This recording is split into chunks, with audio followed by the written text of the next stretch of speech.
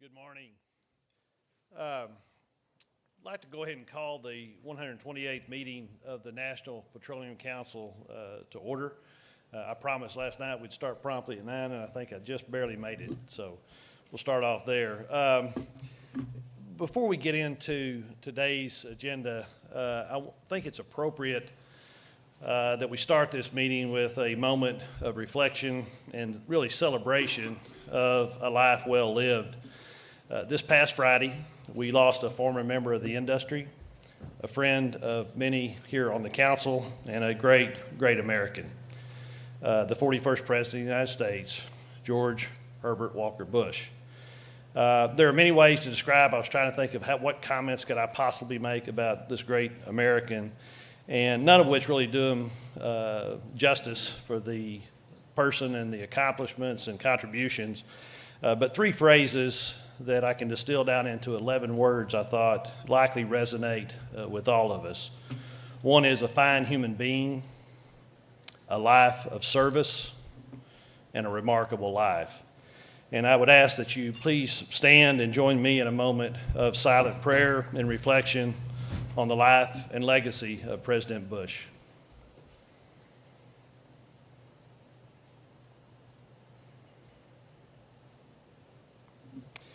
Thank you. President Bush will certainly be missed, but the examples that he set for all of us, I think, will last many lifetimes.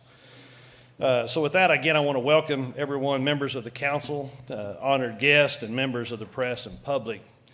We have what I believe is will be a productive and informative meeting this morning. We have a very full agenda, and we're honored to have both Secretary Zinke and Secretary Perry joining us for various portions of today's presentations. Because it's Washington and schedules are tight and sometimes fluid, we'll remain flexible. You've got an agenda in front of you, but we may have to kind of go out of order if things have some fluidity to them. First, I want to also make the customary safety announcement, which with this room being on the lobby level will be quite brief. There are no scheduled drills or fire alarms today, so if alarm sounds, we should take it as if it's real. We will evacuate as rapidly but safely as possible through the back of the room, through the lobby and into the street. The rally point will be to the right here at the Hotel Hilton across K Street. Now, if there's no objection, I will dispense with the calling of the roll. For the members of the council, the check-in is inside the George Washington room and it serves as our official attendance record. Pam Dunning is keeping track. Any member that has not checked in, please do so ensure we have a complete record of this meeting. We also have what has become familiar to many of us as an internet audience, which enables them to watch our proceedings via webcast. I hope that this audience includes both members of the council that were unable to attend today, as well as some of the many individuals that are contributing greatly to the council's study efforts. With that, I'd like to go ahead and introduce to you for the record, the participants joining me at the head table today. To my right, we are pleased to have the Honorable Ryan Zinke, Secretary of the Interior. Secretary Zinke will be with us through the first portion of today's meeting as we cover the supplemental assessment on the MPC's 2015 report, Arctic Potential. Secretary Zinke worked with Secretary Perry to submit a request for this supplemental assessment. Following the presentation this morning, Secretary Zinke will provide his remarks, and if we have time, take a few questions. Next to Secretary Zinke is Larry Nichols, who is the MPC Vice Chair. Next is the Honorable Mark Menezes, Undersecretary of Energy and Governmental Co-Chair for the Arctic Supplemental Assessment.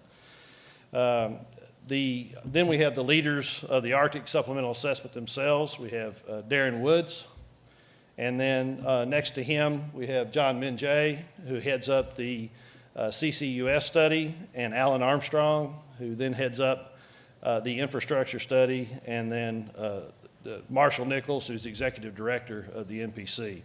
So you have two Armstrongs and two Nichols up here. None of us are connected, we don't think. At least they don't claim me.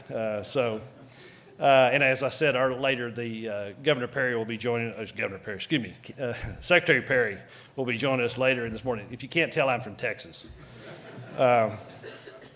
So we'll move next to the first order of business is the presentation on the supplemental assessment on the MPC report Arctic Potential. We'll kick it off with Darren Woods, Chairman and CEO of Exxon. And Darren, the podium is yours.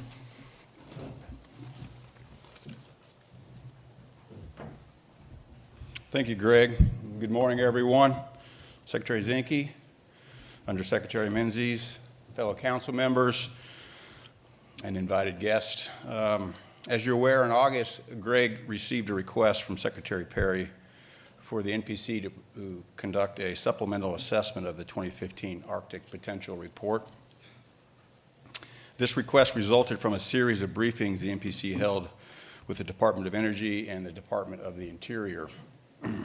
We were very pleased that the administration is interested in acting on the recommendations in the NPC report, and as such, we're very happy to provide an update. To respond to the request, Greg invited me to chair the supplemental assessment.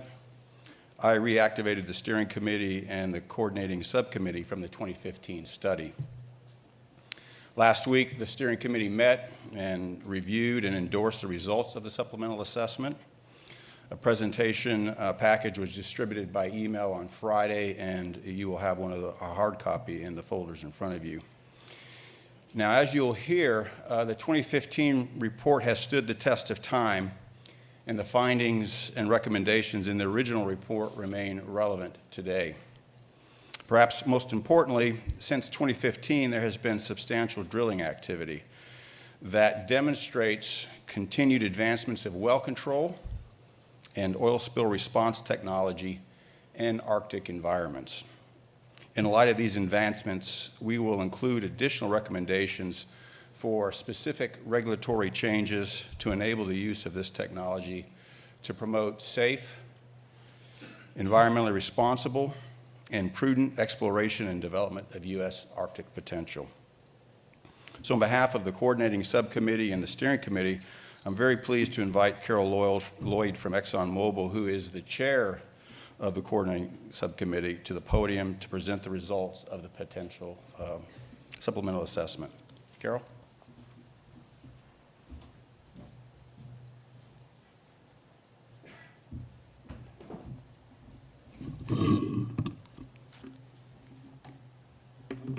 Well, thank you, Darren. Good morning, members of the Petroleum Council, invited guests, ladies and gentlemen. Today I'm going to cover 3 topics in about 45 minutes. Firstly, I'll begin with some background, including the request letter and how we approached it, and some key takeaways. Secondly, I will reconnect you with the 2015 study, and then finally we'll turn our attention to the 2018 results. Given the time constraints, I'm going to move pretty quickly through the background material and the 2015 reconnect so that we may focus our attention on what's changed since our report was published in March of 2015. Okay, beginning on slide 2 with the study request, we've summarized what was asked for in the letter. And as you can see in the block text at the top, the NPC was asked to provide input on what has changed, exploration and technology advancements, and in particular views on whether or not the regulatory environment could be improved. And key areas to be addressed are noted in the 4 bullets at the bottom of the slide. In response, as Darren mentioned, we reconvened a group of alumni from the 2015 report and held a technical workshop where we had broad input of what might have changed since we published our report in 2015. I'll say more about this in just a moment. The coordinating subcommittee and then the steering committee considered this input and developed this interim report. And as you can see, this is not yet the final product. We'll be taking the key points in this PowerPoint presentation, converting it to a formal written report, and seeking council approval around the end of February.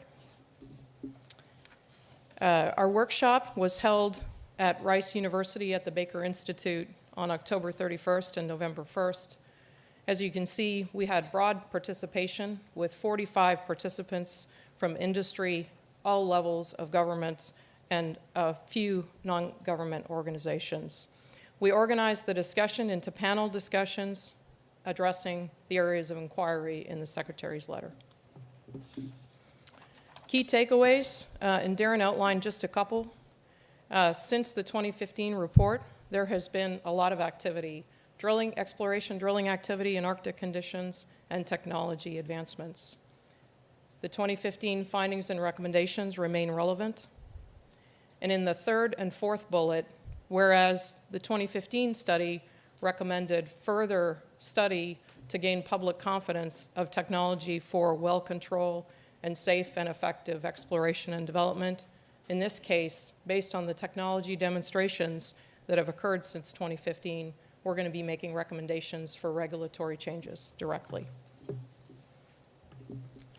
With that background then, a brief reconnect to what we said in 2015. Firstly, just a brief mention of what the original question was on this slide number 8 in your package. As you can see in the top of the page, the original study focused on research and technology constraints that might be inhibiting Arctic development. And working with the Secretary of Energy, we elected to focus the 2015 study on offshore technology, given that onshore development and onshore technology was obviously proven. The other key takeaway from this slide is the broad and diverse team that worked on the 2015 study.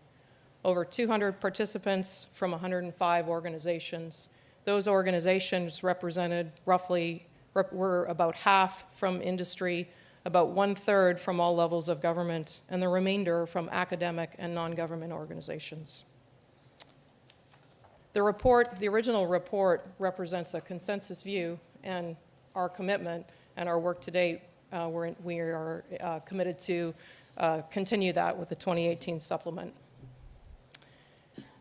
The original report had 7 key findings. The most important of those and the most relevant for our 2018 focus are finding number 4, that the technology exists to prudently explore for and develop U.S. Arctic potential, and finding number 7 around technology capabilities to reduce the potential foreign consequences of a spill. I'm going to say a little more about these 2 recommendations in just a second, but before I do that, I thought I'd highlight briefly what we found in 2015. Firstly, the resource is large, globally about 525 billion barrels, and the U.S. endowment is expected to be significant, assessed to be significant. Secondly, the Arctic physical, ecological, and human environment is well understood after decades of research. Thirdly, the oil and gas industry has a long history of successful operations enabled by technology. In fact, there have been over 80 wells drilled in the U.S. Arctic offshore in the 80s. Fourth, the technology is proven. However, we recognize that technical capability alone is not enough. We must also have an economically viable discovery, which we speak to in finding 5, and we must also have public confidence that the activities can be progressed in a manner that's safe and respectful of the environment, which we addressed in finding number 6. And then finally, technology for oil spill prevention in finding 7. So let's look a little more deeply at finding 4 from the original report, and I'll direct your attention to the graphic, the blue table in the middle of the page. This graphic shows 5 different physical ice environments in each row, depicting various combinations of water depth and length of open water season. And the rows are organized from the easiest to the hardest Arctic physical environment. The third column describes the implication of this Arctic environment on exploration and development. And you'll notice that in the first 3 rows there are pictures. That's because this technology is proven around the world in global Arctic environments. And the 4th and 5th, it's not proven, not yet. The red text in the middle illustrates where the U.S. Arctic is located, in greater than 2 months of open water season and less than 100 meters of water depth. And as you can see from the pictures, the technology is proven. I want to comment that this table describes the surface environment in terms of what we find on the surface. It does not describe the geologic environment. And the U.S. Arctic geologic environment is relatively simple and straightforward. In fact, the Shell drilling operations superintendent, when he presented at our technology workshop, made the comment that once we addressed all the logistical challenges and the surface concerns with ice, these were the simplest wells that I've ever drilled. On finding 7, oil spill prevention and response, I'll again direct your attention to the graphic at the bottom of the page. We call this the bow tie, and in the center of the bow, as labeled, is a loss of containment event. On the left, prevention, and on the right, control and response. There are many technologies available to prevent an oil spill, a loss of containment event, from occurring in the first place. And the greatest reduction of environmental risk, as we outline in the black text, comes from focusing on prevention. Since 2018, we have added the red box in the center for subsea isolation devices. This is new. Basically, we included subsea isolation devices with capping stacks in our 2015 study. However, a pre-installed capping stack right on the seafloor as a backup to the blow-up preventer is actually a prevention mechanism, and so we've called that out in 2018. I'll say more about that when I describe what's changed. Let me turn now to reminding you of the most important recommendations from the 2015 study. And on this first page of 2, I speak to drilling season length. Again, I'll direct your attention to the graphic in the center of the page. On the top, we describe the current construct as codified in the regulatory framework. Drilling can start after you enter the theater in the Chukchi in this example, and you cannot enter the theater until July 1st, which is a hard-coded date of when one can transport through the Bering Strait. That gets you to location on July 7th, and freeze-up is also hard-coded as November 1st. In addition, because of the concern of a well control event late in the season and the risk that one might have to leave because of ice incursion and leave the well flowing over the winter season, the last 38 days of the drilling season are reserved for a relief well. So that leaves 79 days available for productive drilling. On the 80th day, you're precluded from drilling any further into a hydrocarbon zone. You must stop drilling. The bottom graphic illustrates what could be possible with the application of technology that's been proven and then proven again since our 2015 report. The first step is to accept superior technology to a same-season relief well to get back that 38 days. And then the second step is to adjust the drilling season based on actual ice conditions and the design of the equipment, not a hard-coded date, effectively doubling the drilling season and enabling single-season exploration drilling. The second page on key recommendations speaks to lease length. And again, I'll direct your attention to the graphic. In order to pursue an Arctic oil and gas development, there are 3 phases. The first is the exploration phase, drilling, assessment, appraisal. The second is the design and cost estimation and taking it to an investment decision. That's the development phase. And then the third phase is construction and execution, and then startup and production. In every other Arctic nation, the exploration phase is separated from the development phase in the primary lease term. So as an example, in Canada, one can prosecute your exploration program, have a discovery, hold the lease, and then get a second lease in order to do the design, to advance infrastructure, and make a decision to proceed. In the US, all of that must occur in a primary lease term of 10 years. This is very challenging, even in the lower 48 Gulf of Mexico, where you can work 365 days of the year. And as we'll show with data, it's impossible when you're only working 80 days of the year.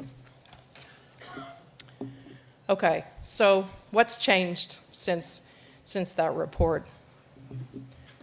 Firstly, there has been a lot of drilling activity. 47 exploration wells safely and successfully drilled to their objective in Arctic conditions all around the world. And as you see in the sub-bullet, 45 of those in international waters, 28 in Norway, 16 in eastern Canada, 1 in Russia in the Kara Sea, all using conventional floating drilling technology adapted for Arctic conditions. And in the US, 2 wells were drilled, one by Shell using floating drilling technology in the 2015 open water season, the Berger Prospect, and one using extended reach drilling from a grounded ice pad in the 2018 winter season by Salus. In addition, E&I is currently drilling a directional drilling well into the offshore continental shelf from a gravel island at their permanent Spy Island drill site.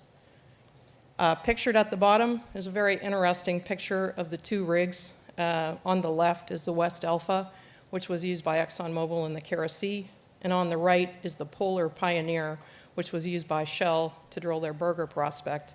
And both of these rigs were stored side by side in a port in Norway, and the photos courtesy of the drilling operations superintendent that thought it was really interesting. All of this drilling activity resulted in declared discoveries of 5 billion barrels. About 3.8 of this is assessed to be in the USA, with the remainder in Norway and Russia, and more discoveries expected to be announced. Let's talk about the technology that enabled this substantial activity, and with a focus on the Kara Sea and the Chukchi Sea as the drilling programs that are the most challenging Arctic environments that we spoke about. Firstly, well design and execution planning. In both these programs, the well planning for the drilling began 3 years in advance, 2011 for the Kara Sea program and 2012 for the Chukchi program. And in both these programs, this planning culminated in an extensive practice, a drill well on paper exercise the season before it was actually drilled, with the best weathermen and ice forecasters in the business, with a dedicated ice defense team, and with actual ice conditions as they presented the season before the drilling. For example, it's July 28th. What does the ice look like, and what would we have done? Are we ready? Secondly, rig and vessel upgrades and certifications of same for Arctic condition, including upgrades of key systems, adding enclosures, and adding safety equipment. Thirdly, ice defense systems, all integrated with the execution plan, including new technology to monitor ice, forecast its movement, including ice drift, and identifying ahead of time what size of ice incursion could enter in an operating window around the rig, and what execution steps might be done. And then finally, a common operating display to make sure that everyone on the rig knew where all the vessels were and all the potential ice incursions were at any given point in real time. And finally, let's talk about well control equipment. Pictured on the left is a subsea shut-in device that I mentioned earlier. It was installed on the seafloor of the Kara Sea. It was designed for full well shut-in in the event of a well control event late in the season, just as if there was a wellhead on the well. So this enables the BOP stack, which sits on top of it, to be demobilized in the event of an early freeze-up, and the well would be secure.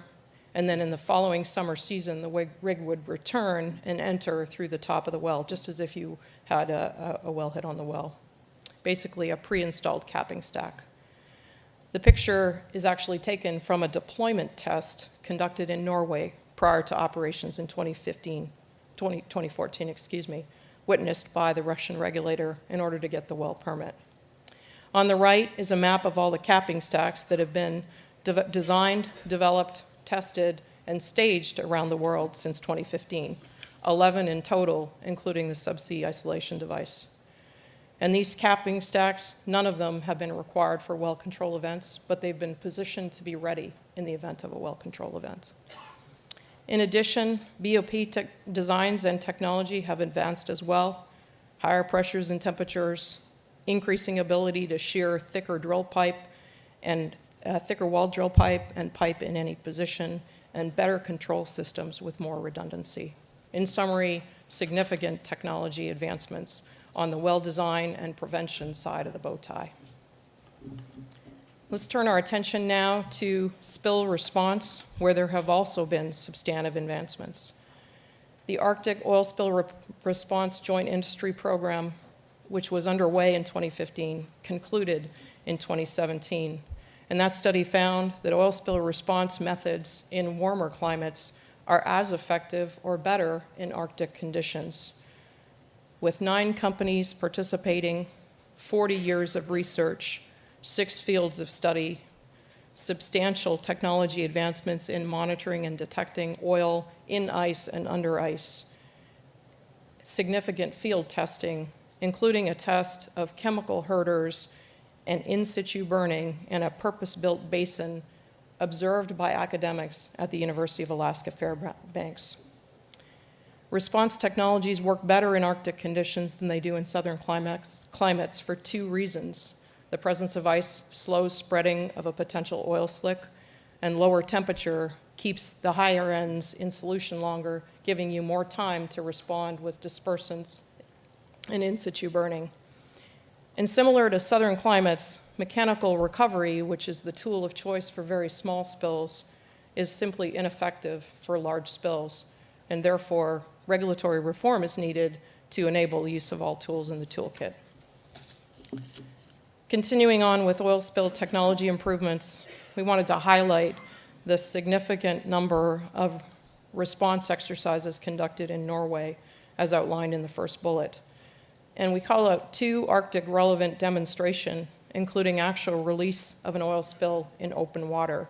And pictured on the left is a mechanical recovery ship, boom, actually conducting a field exercise. In addition to these 2 exercises noted, there are more than 20 other exercises which do not include live oil release, including one cooperation cross-border exercise between Norway and Russia, simulating an oil spill that crosses their international boundary. In the second bullet, we speak to continuing technology advances, and in particular, I'll highlight a polymer catalyst solution that's just been developed. Basically, it will set up rapidly in the presence of significant contamination. And when we had our workshop the day before, the oil spill experts that we gathered were very excited about a successful test where they were able to set up their polymer and it withstood 10,000 pounds of back pressure in the lab. This JIP is forming now, and people are welcome to join to continue to advance this. This would be deployed, as shown in the picture, above the BOP and could be released remotely or with an ROV in the event of a BOP failure. In the area of infrastructure and logistics, we heard about substantial technology improvements with the TAPS pipeline, focused on improving the low flow capability with a specifically designed flow loop to test what the mechanism was for plugging and wax and water and ice deployment or deposits, and then increased throughput of TAPS. 2017 represented the first year that production increased in TAPS after 3 decades of decline. Both of these improvements will substantially improve the operating envelope of TAPS and extend the life of this critical piece of infrastructure. In addition, NOAA released a significant amount of data on a bathymetric update, and the Corps of Engineers unfortunately terminated their deep draft port study, but they did move forward with a feasibility study for a shallow port at the Port of Nome. Globally, I'd highlight the significant growth in icebreaker fleet, especially in Russia. And since 2015, Russia has added 12 new icebreakers to its fleet. Those are operating. There are additional 5 being built and another 6 being planned. The U.S., in contrast, has not added any, although we note that budget has been provided for an additional icebreaker, and there are additional 2 in the planning window. Additionally, shipping routes in the Bering Strait have been approved, And then the first ever Arctic LNG cargo came from the Yamal LNG project via the Northern Sea Route in July of 2018. There's also been movement on the regulatory and leasing front. Beginning in the first bullet, the 2 land sales that were planned in the offshore continental shelf in 2007 to 2022 were canceled. This means that the last time there was a land sale in the Beaufort Sea was in 2007 and in the Chukchi in 2008. The Arctic Rule, which governs drilling in the offshore continental shelf, was issued in 2015.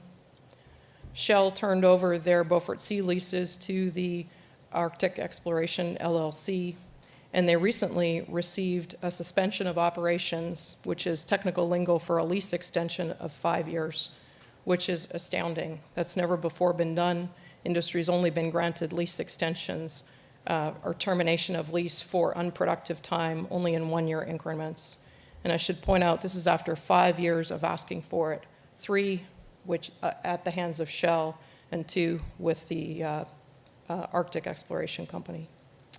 And then BOEM recently granted approval of Liberty, which will represent the first production facility in the Arctic offshore continental shelf waters on October 24th, 2018. And then finally, the Alaska 1002 area has been opened up for a potential lease sale as part of the Tax Acts, the Tax and Job Acts. And there is an EIS underway. Globally, the Russian regulator approved the use of a subsea shut-in device as a superior solution for a same-season relief well, and the Canadians and the Norwegians moved forward with regulatory support for the activity that I described earlier. So with all of that said, the team is proposing adding a couple of new findings. The first, and we want to start with improvements that we think that we could be made to improve safety and environmental performance on page 22 in your handout. I'll direct your attention to the subpoints. Firstly, requiring specific solutions leads to compliance rather than risk management and decreases the incentive for technology improvement. And I'll take this bullet apart in 2 pieces. In the first part, compliance. Compliance is important. These are complex issues and the risks are high. And a good example of where compliance is absolutely appropriate is on the testing requirements for BOPs. Industry does, can, and should comply. But when compliance gets in the way of risk management, then we need to enable a conversation. And one of the most compelling quotes I took away from our workshop was a seasoned drilling operations manager saying, "The worst question I get in my job is, what do I need to do to get my permit approved?" I don't like that question, and none of us should like that question, because then we've stopped thinking about effective risk management and what is right, and we've started thinking about, what do I need to do to comply? Secondly, prescriptive regulations keep the U.S. stuck. A same-season relief well to mitigate the risk of a blowout continuing during the winter season under ice may have been appropriate in the 80s, but now, when subsea shut-in devices are designed, tested, and proven at temperatures and pressures that they are capable of today, it represents a superior solution.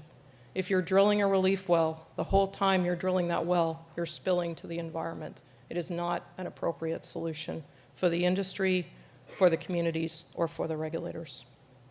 Secondly, multiple layers of protection and requirements may actually increase overall risk. And I'll give you a couple of examples of this. In the Arctic offshore, it's a shallow water system. In the event of a well control event, the primary focus and priority, firstly, needs to be safety of personnel. Secondly, needs to be source control. And vessels that are not needed, or at least not yet, that impede access to the well, to getting on top of it, get in the way and actually reduce or increase risk. Examples of this would be containment systems or a same-season relief well. The primary focus has got to be firstly on prevention, and then if an event happens, getting the source under control. And things that are not contributing to that are a distraction and increase overall risk at that phase of the operation. An example of additional requirements that may increase risk are the requirement for zero discharge. I'll give you an example of snow gathering up on the decks, having to be gathered up, put in boxes, melted, put on ships, shipped around through the Bering Strait down to Oregon, and then released into the Pacific Ocean. Substantial activity, substantial personnel, substantial miles traveled increase risk for questionable environmental benefit. And then finally, multiple agencies with conflicting mandates and overlapping requirements can hinder effective risk management because it restricts the ability to make the appropriate choices and to balance wildlife management with personnel safety, for an example. I'll give a couple of examples here.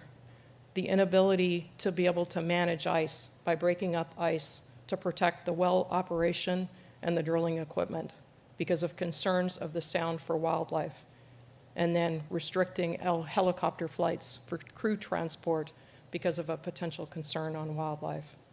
And sometimes that may be the appropriate choice, but the opportunity to have a conversation about balancing personnel safety with protection of the environment is what we're speaking of here.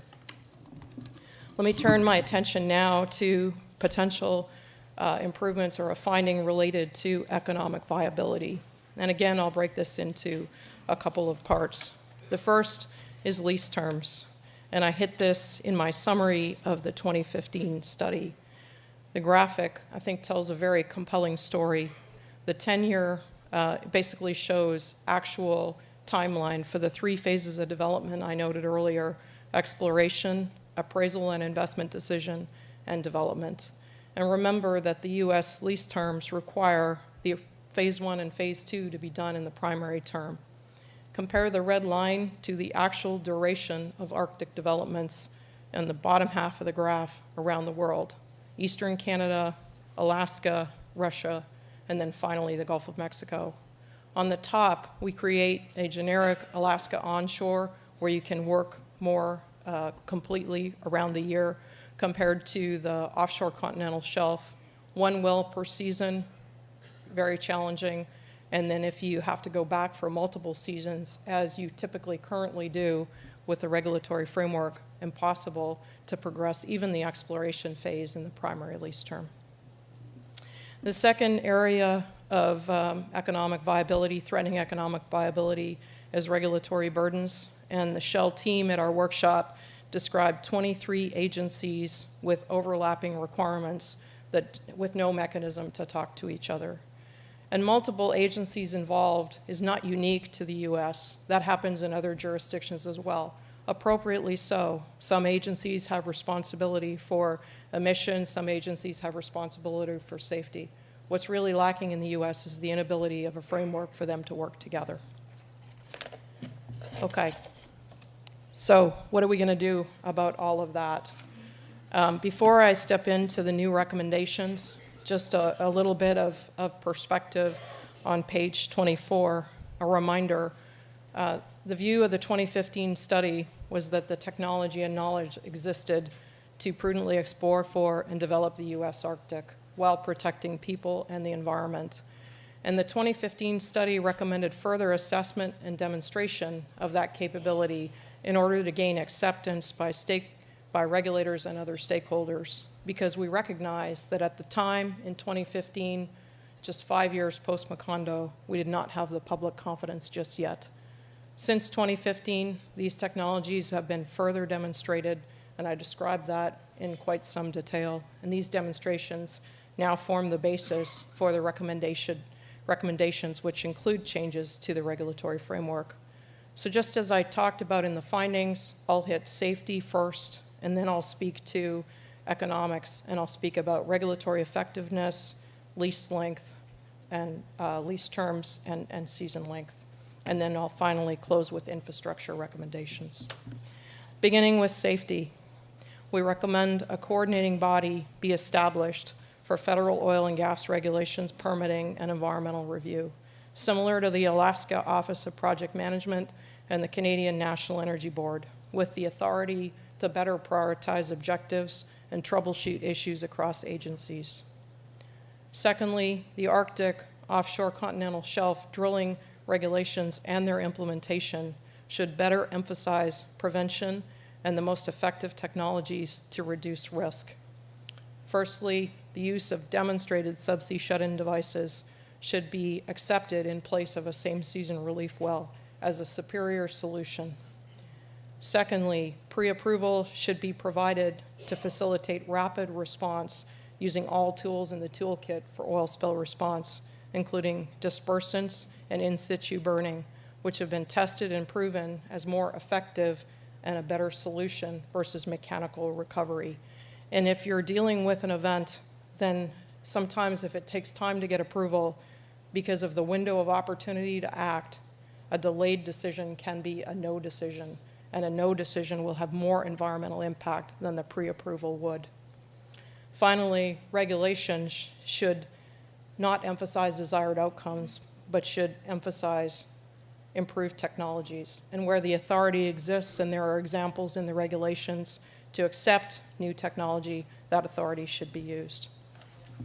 Turning my attention now to economics and speaking first about regulatory effectiveness and certainty, the coordinating body that I mentioned needs to have a senior coordinating officer with the authority and empowered to be able to resolve disputes among agencies and improve timeliness in resolving issues. Conflicting regulatory requirements should be harmonized. Probably the best example of that is the use of drones. Drones represent a significant technology advancement. They've got lots of uses. They are good for spill detection along pipelines. They're good for wildlife monitoring. The FAA requires that they must be flown at 1,000 feet or lower. The Fish and Wildlife requires that they must be flown above 1,000 feet. So I guess as long as you're able to fly your drone at exactly 1,000 feet, you're all right. The second example I'd highlight is the conflicting requirement from the point of view of air emissions and safety. With Shell's drilling program, we heard that from a safety point of view, they needed to keep their diesel engines running on all their equipment, which violated their air quality emissions limit, and so they suffered fines associated with that. The third and fourth bullet speak to timeliness of the review and the decision-making process across multiple agencies, and then the timeliness associated with requests for information and the time between receipt and response being mandated.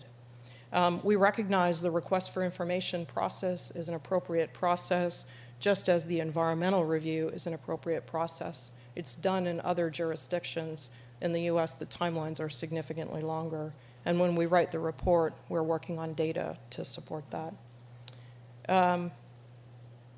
On the fifth bullet, the Arctic offshore continental shelf drilling regulations, the Arctic rule, was written primarily from an offshore floating drilling point of view. They assume that you're using a MODU, but recognizing the advances in drilling, directional drilling, these regulations need to be updated to contemplate this other method of drilling from a land-based rig, which represents a very significantly different risk profile. And then finally, regulatory authorities should participate in joint industry projects and oil spill response exercises, including those in other international jurisdictions, as an independent voice and to promote public confidence in the industry's availability and ability to respond in the event of a spill event. Continuing with the regulatory framework and the economics theme, we have a couple of recommendations on season length, and these are consistent with our thinking in the 2015 report. The first speaks to adoption of subsea isolation devices in place of the same season relief well requirement to extend the drilling season and improve safety performance and improve competitiveness. And then drilling season length should be determined by actual ice conditions and the capability of the drilling rig, not a fixed date. And both of these changes are required to facilitate single season exploration drilling, which given the geologic system in the Arctic and the current surface environment is very possible. Finally, on economics, let's talk about lease term competitiveness.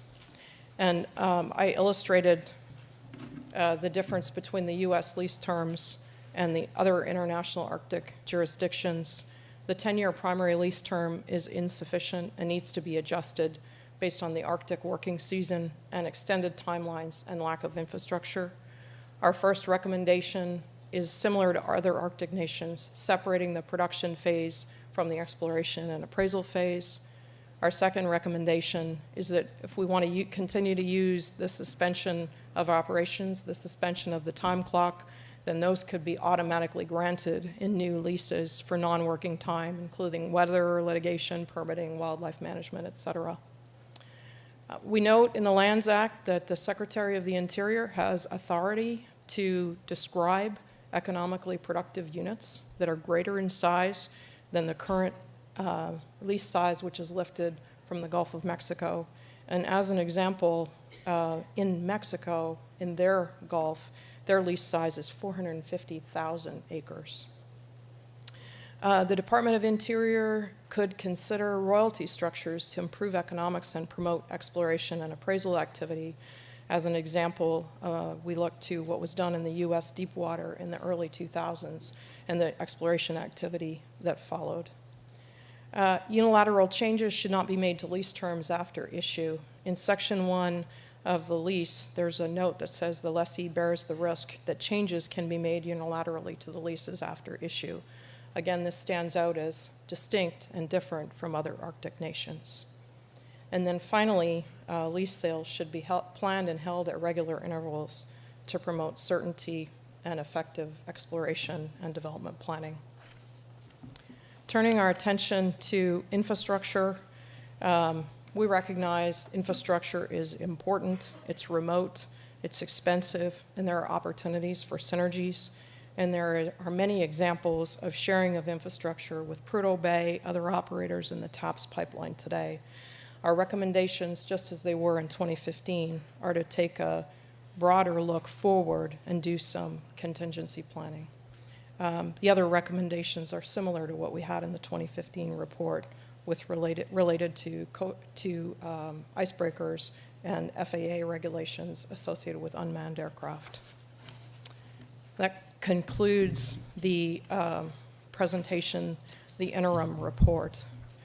I believe I have a few minutes to address any questions from the council now. And there are microphones and people available to come to your chair. Given the webcast, please wait till the microphone comes to your seat before asking your question.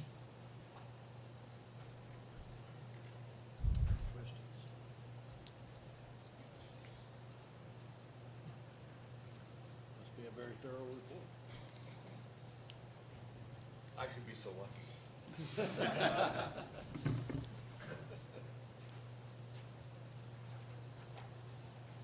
None? All right.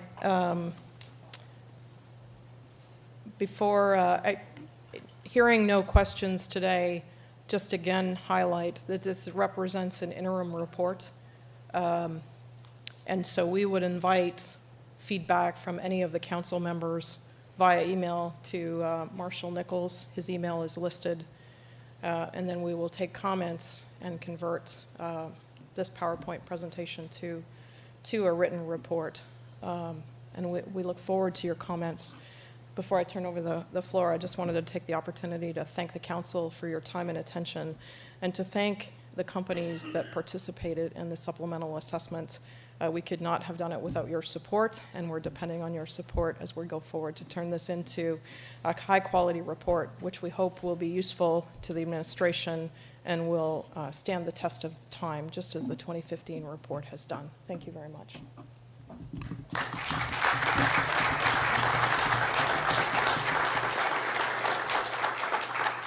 I want to thank both Darren and Carol and all the study participants for responding to the request. As Carol noted, the council's not asking for, or we're not asking the council to vote on the interim report today. Any substantive comments that you have, you would provide to Marshall by December 14th. And again, with the objective of trying to move this toward a final version of the report by the end of February.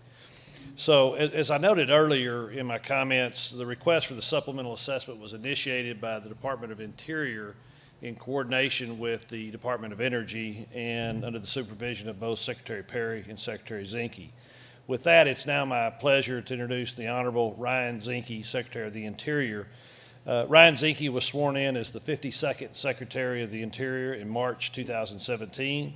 He's a fifth-generation Montanan, served in Montana State Senate and the U.S. House of Representatives, and from my personal perspective, very importantly, served 23 years as a U.S. Navy SEAL officer. Please join me in welcoming the Honorable Ryan Zinke, Secretary of the Interior.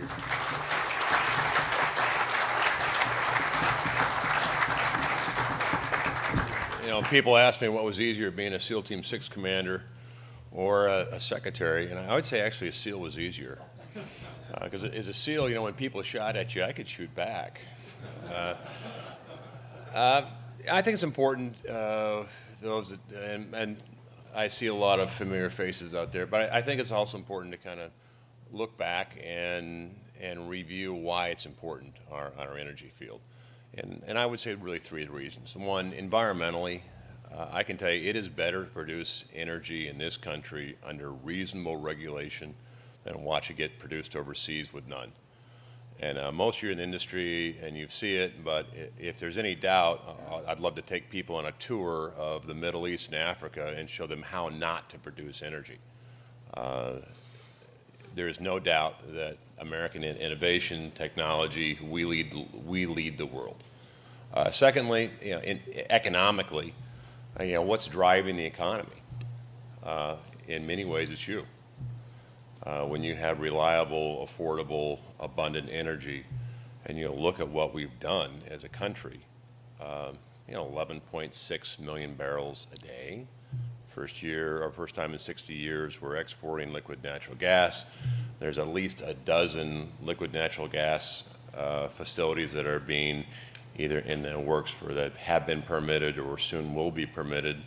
That is an enormous amount of economic activity. And lastly, morally, from the standpoint of a former Navy SEAL and also a father, because my daughter's a Navy diver, I told her two things, by the way: don't join the Navy and don't marry a Navy SEAL. She did both, but I just don't want to see your kids, my kids, ever have to deploy overseas and fight for a commodity we have here. I'd rather not your kids ever see what I've seen. And I don't like the idea of the U.S. ever being held hostage by foreign entities. So environmentally, economically, and morally, producing energy in this country is the right path. Now, the issue is fossil fuels. We had a climate report, which was interesting. As I sat down with our leading scientists, and the U.S. Geological Survey works for me, great scientists. And actually, if you sit down and look at the context of the report and the content of the report, 1,700 pages, the report was fair. It was accurate. What it said was there are models, and over 200 models, by the way, with 1,000 variables. And it's kind of like the military. There's peacetime and there's global nuclear combat. The media focused on global nuclear combat. The media focused on worst-case scenarios, which statistically may not even be able to reach. The facts of the matter is observable data. Climate change is more towards the peacetime. And the U.S. has led the charge. Our CO2 has been down 6%. Our methane is down 10.2%. Overall, our emissions are down. In contrast to China, India, Russia continue to rise. So we're doing the right thing. Our technology is better, and we're leading the edge of the world. But it's a narrative that it's very difficult to get across. A lot of the millennials look at that report, and they don't look at the models. They don't look at the 1,000 variables. They don't look at, since 1960, temperatures have gone up about 0.5 degrees centigrade. What they see is rising sea levels that statistically and data-wise, we don't know. I asked the USGS, give me the last 100 years of sea level rise broken down in 20-year increments. The answer? We don't know. So if you don't know the metrics of what to judge, it's difficult to predict. Now, it is a concern. My concern from a secretarial's point of view is that we need to be better at emphasizing the case for American energy. We need to be better at emphasizing why American technology is better, why producing energy in this country, environmentally, morally, and economically, is the right path for this country. So, Interior, what have we done? Well, the BLM hydraulic fracking, excuse me, that rule is done. We've done methane. The 1002 is in process. The Arctic rule is next. Our regulatory philosophy is this, is that we have to partner with our industries because you're the leading edge of technology. We want to embrace better stewardship. We want to embrace reliability.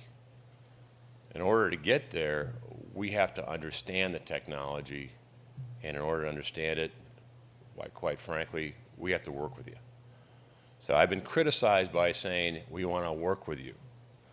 I'll take the criticism because our regulatory framework should look at making sure we're partnering to understand the best technology, best science, best practices in order to increase reliability, increase safety, and increase stewardship.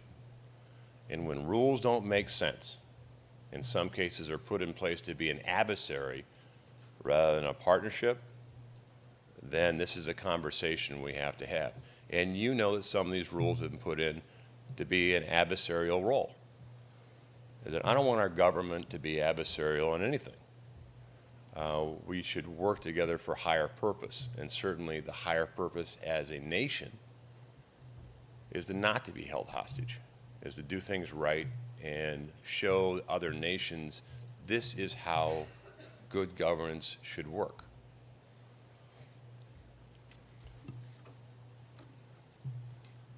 Lastly, I want to talk a little about what I see in the next 2 to 5 years. We had a lease sale in New Mexico, $1 billion in 48 hours for a lease. That's some places $72,000 to $80,000 an acre. That's a lot. What I see, though, is how are you going to get it out of there? Because our piping system, collection system, our system to get it, especially on the Pacific Rim, is challenged. We see a lot of activity on liquid natural gas facilities going in the Gulf, all of it, which is kind of facing the eastern markets in Europe. But an emerging market in the West, in the Pacific, how are you going to get the gas out? And landlocked to a degree is what we have on the North Slope, an enormous amount of gas, enormous amount of gas. The problem is that it's in Alaska and you don't have a pipeline for the gas. So we're going to have to look at different strategies in order to move that commodity and supply what we think is the right path with our allies. And it does make a difference. You know, Iran produces about 3.5 million barrels a day. If you want to use energy as an effective leverage for behavior, there's really two ways you're going to deal with Iran or an aggressive Russia. Either go military, which is not always the best solution, or you do it economically. And economically, in order to do that and leverage commodities like energy, you better have some alternatives on how to supply our allies as well, and that's production level. I think we're at 11.6 today. I think within 2 years, we're probably going to be marching real close to 14, if not a little higher than that. Now, a lot of it's going to depend on FERC, collection systems, and the infrastructure to move our fuels. So overall, I'm bullish. I think the price point, is around 60. In this case, I'll agree with Mr. Putin. 60 probably is a pretty good mark, in that you have to have enough return on investment to invest in further infrastructure, to invest in technology. When the margins get pretty low, then the economic activity, as you know, drops. So I think at the end of the day, having the margins, and we've gotten a lot better as an industry, you've gotten a lot better. People are making money out of the Bakken, at probably 30s, and that, not a lot, but I mean, that shows you how good we are and efficient we are, and kind of reset the supply chain on it. But I think, around 60 is probably a good spot to keep the economic engine pretty, good. So, a lot in there. I'll take questions. You have to have one. If you have a question, if you'll just identify yourself for the record and then ask your question, please. I may have gotten off easy. Well, I want to wish everyone a Merry Christmas. And again, I appreciate what you do. Certainly, economics make a difference. And I always say, on the environmental side, it's hard to be a good steward when you're broke. And look at some of the countries that have been visited too, and have fought in. If their economy is not working, then their environmental stewardship and their regulatory framework and ability to regulate is also at risk. And I think looking at the economics in the last 2 years, I see great hope. And actually, I'm very, very bullish that we're going to continue to march forward. And a lot of it is as a result of your efforts. So, appreciate everyone. Have a Merry Christmas. Don't spend too much time in Washington.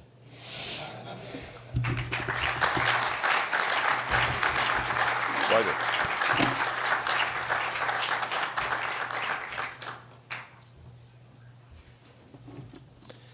Thank you, Secretary Zinke, for attending the meeting and very importantly for the support that he is lending to the energy business in taking a common sense approach to the development of our resources. As we move on next into the agenda, we will call in that in conjunction with the Council's meeting last September, we received 2 study requests from Secretary Perry. One on carbon capture, use, and storage, and the other on U.S. oil and natural gas transportation infrastructure, many of which were just mentioned by Secretary Zinke. The CCUS study is being headed up by John Mingé of BP, and the infrastructure study is being headed up by Alan Armstrong of the Williams Company. I believe the Council is very fortunate for the leadership and the knowledge provided by these 2 individuals and really their teams, because there's an extensive network of participants in each of these studies. And with that, I'd like now to turn the podium over to John Mingé to provide us with a progress report on the CCUS study. John?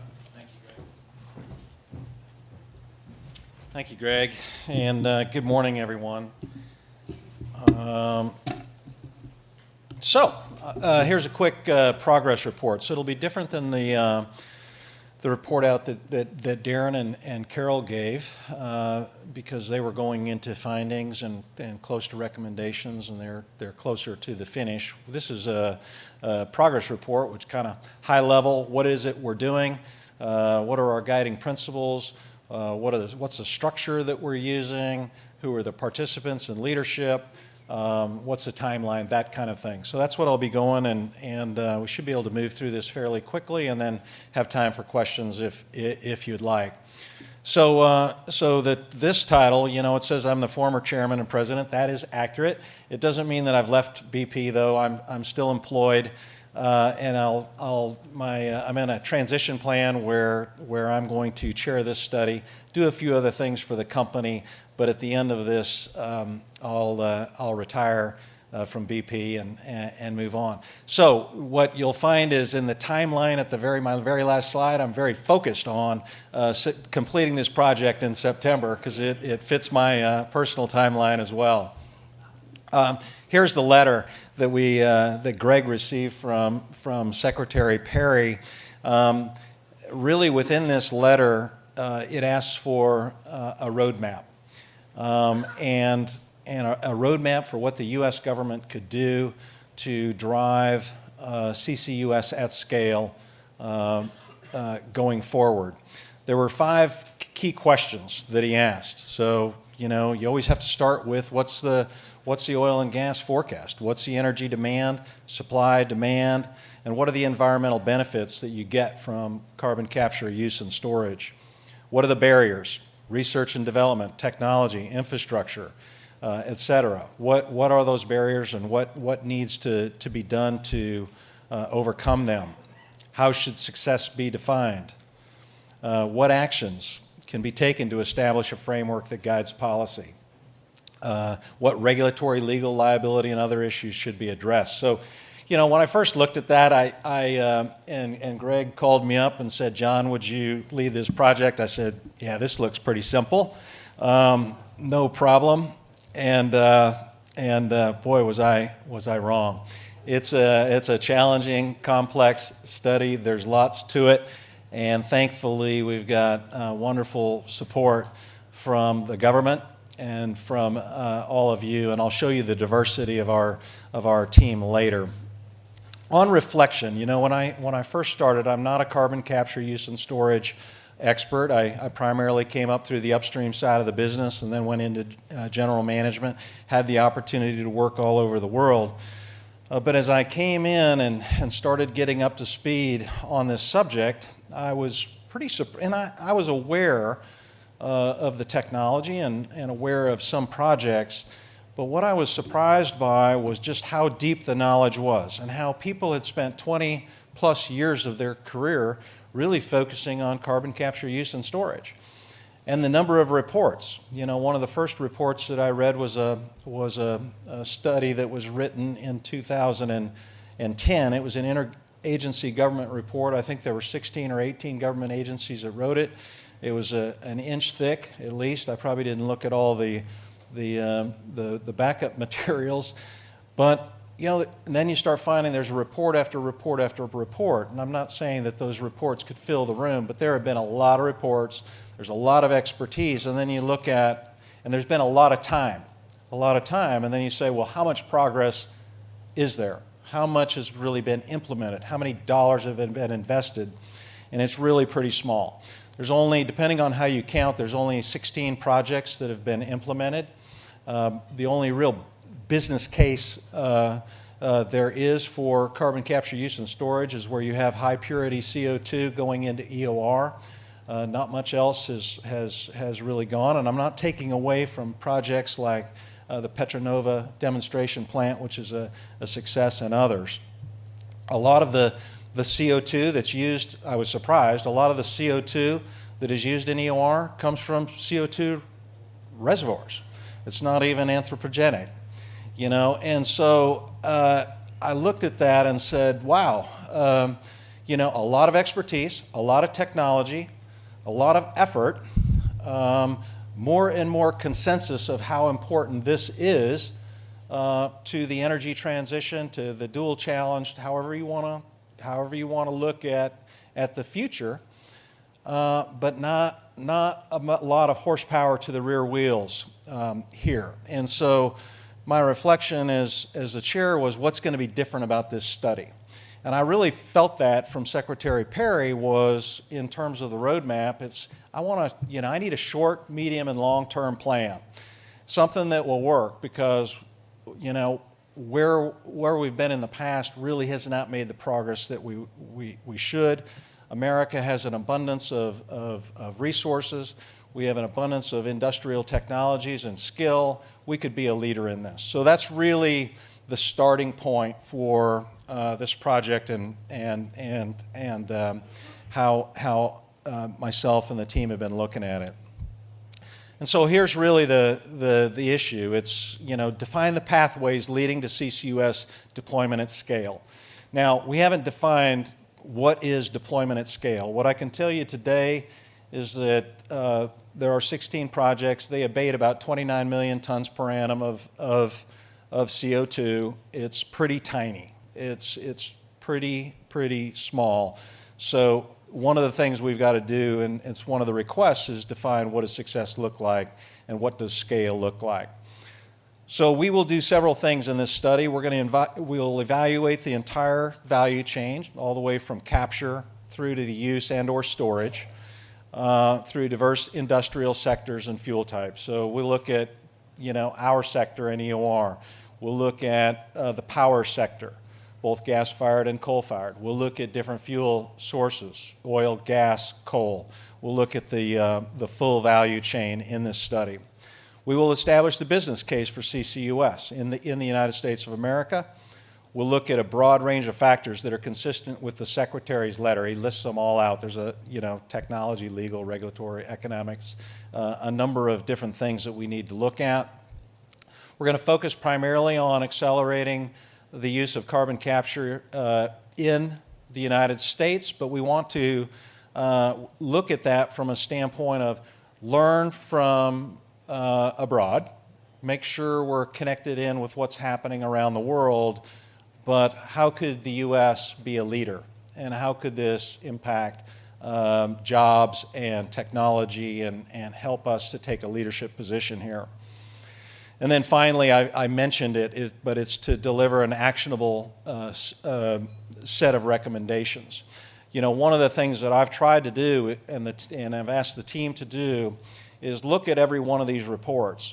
Look at their roadmaps. Look at what they recommended. Try to understand why those recommendations didn't go forward, and then take it to the next level in our report and really pinpoint not only what needs to be done, but why it needs to be done, and get underneath. A lot of the reports that I've read kind of had high level, there needs to be a policy, there needs to be regulatory improvements to reduce uncertainty. And I'm being a little bit facetious here, but they are kind of high level. There needs to be a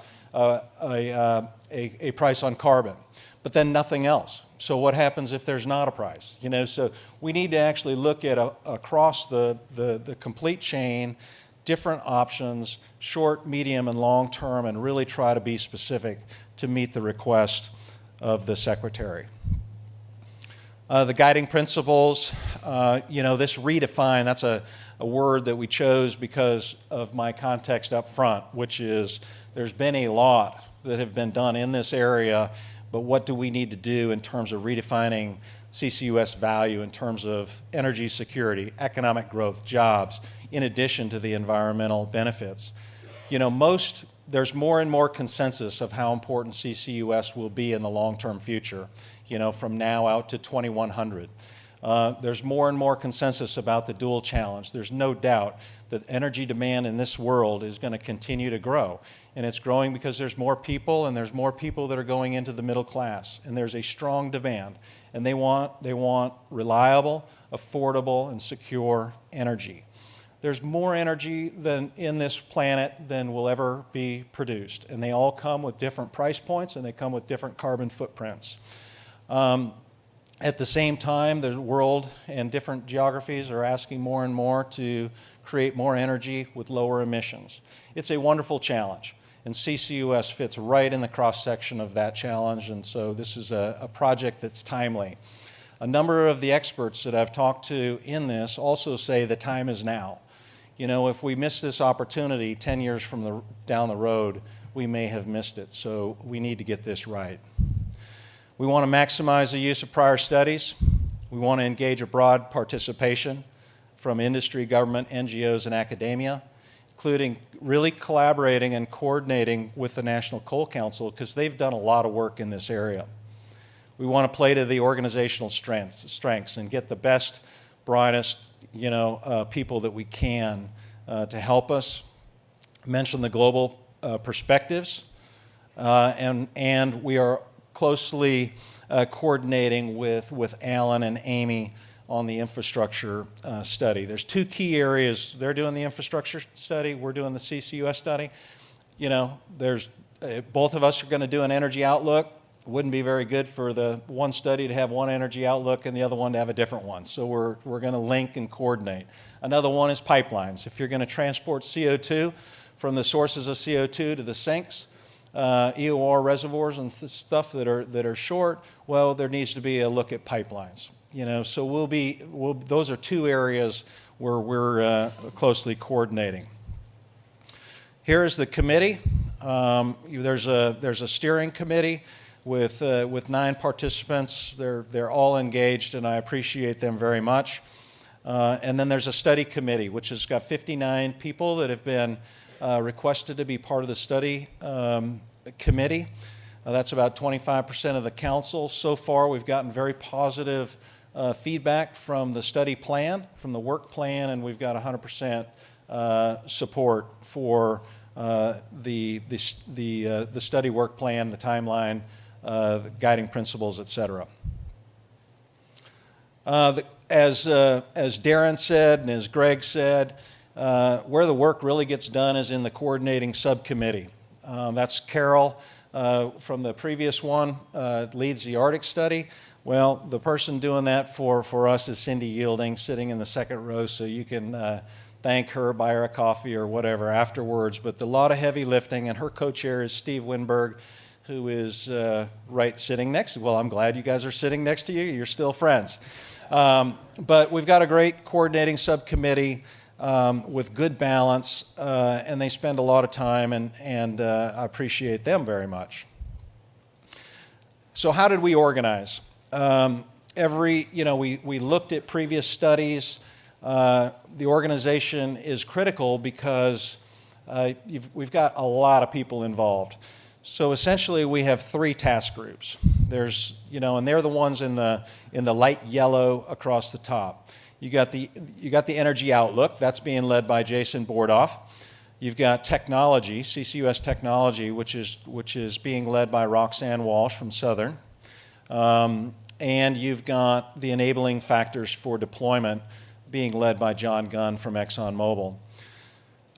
Below technology and below the enabling factors are subgroups, and they're being led. So on the technology, we've broke it out to capture, so capture the CO2, transport it, use it, store it, and we wanted a separate group for EOR because it's slightly different, storing it in a saline reservoir versus using it for EOR, and there's different expertise and different people. So that, and then on the task group 3, on the enabling factors, you got policy, regulatory, and legal, and then stakeholder engagement, and then cross-industry integration.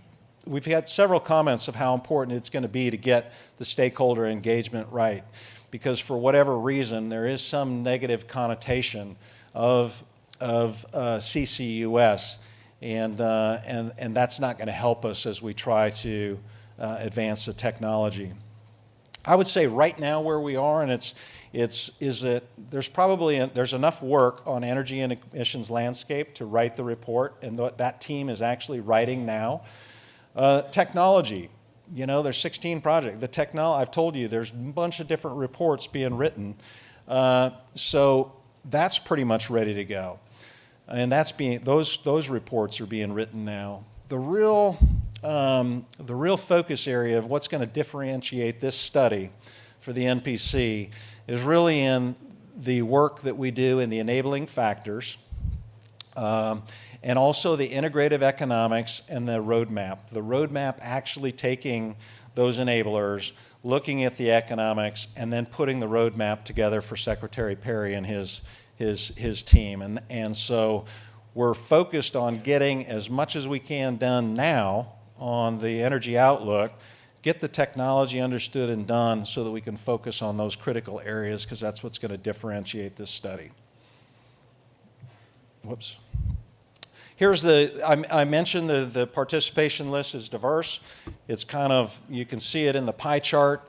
I mentioned we have 192 people from 109 different organizations. So we feel good about and there's, a couple, there's no real high-level requests. We got the team that we need. There's a couple specialists that we're looking for, but it's all in hand, I would say, and we're very satisfied with the leadership and the participation levels that we've gotten, and the level of commitment and the level of drive that we've got. So the progress, study's on track for a September 19 delivery. Now, I will admit, that in the steering committee meeting this morning at breakfast, I said, it's very difficult for me because I've not chaired a study. And I'm used to kind of being in there and knowing and having early warning signals and KPIs and an operating system, a performance management system to manage delivery. What we've done now is we've delegated out to all these task groups and all these leaders, and there's these big groups that are, working. And between now and May, they're going to be writing a bunch of reports, and then we need to integrate all that and get a report out shortly thereafter. And, it's hard to see how things are going. So anyway, for all of you that have people that are working on one of these teams, keep the pressure on them, baby, because we need to get the work done and in quality. We got the diverse participation. We got the work plan submitted and approved. We completed an initial framing exercise. And I want to give Scott Nyquist with McKinsey some credit here.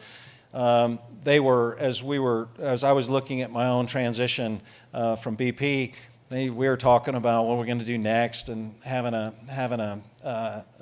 chat. And I talked about this NPC study. And they, that's very interesting. And I said, would you like to help? And well, yeah, let me talk about it. And I said, would you like to help for free? And Scott, you said yes, and I appreciate it. And they've given up some of their consulting time to help. And the framing exercise that we did, it was a 7-week study that we did with many of you in the room. It created a starting point for the task groups to work. It identified what the critical work streams were and what the interdependencies were, and it helped us test and refine the work plan. And so it enabled people to have a guide and a plan going forward, and that's gone really well. We got a report outline developed. One of the things that we noticed on every NPC study and report is the quality of the outline. They're actually quite long and very detailed. And we thought, well, that's a good way of actually managing to make sure we don't have any holes and that we put accountability on each part of the report. Let's do the outline for the whole report. So at least we've got a draft of that. It's being worked, but to us that's a critical factor. And the integrated timeline. So last slide. See if I can do this right. I don't think I can. I was going to get it. Look, it's complicated. What you need to look at is where we are today, which is in December. This is this meeting we're in right now, and that there's going to be a draft report completed in the middle of May, and then all those kind of bullets and triangles in the middle is when draft chapters and a bunch of writing and a bunch of integration is going on. So there's a lot of work between now and May. We do have a plan. We do have commitment from each of the task group leaders. They've delegated activities out, but ultimately we want to be sending to the steering committee and the study committee a final report in August of next year in order to meet a September deadline, and that's our plan. So it's exciting. I think it's timely, and I'm very happy to have been asked, Greg, to chair and put in a lot of effort. And this report is not for any one company or industry. It's for the membership of the NPC, and it's for Secretary Perry for the purposes of strategic guidance for our industry for the United States of America. So with that, I'll finish and open it up to any questions or comments that anybody might have. How am I doing on time? Okay. Any questions for John? This is kind of a questionless crowd today. Yeah. Okay. Well, thank you, everybody. Appreciate it.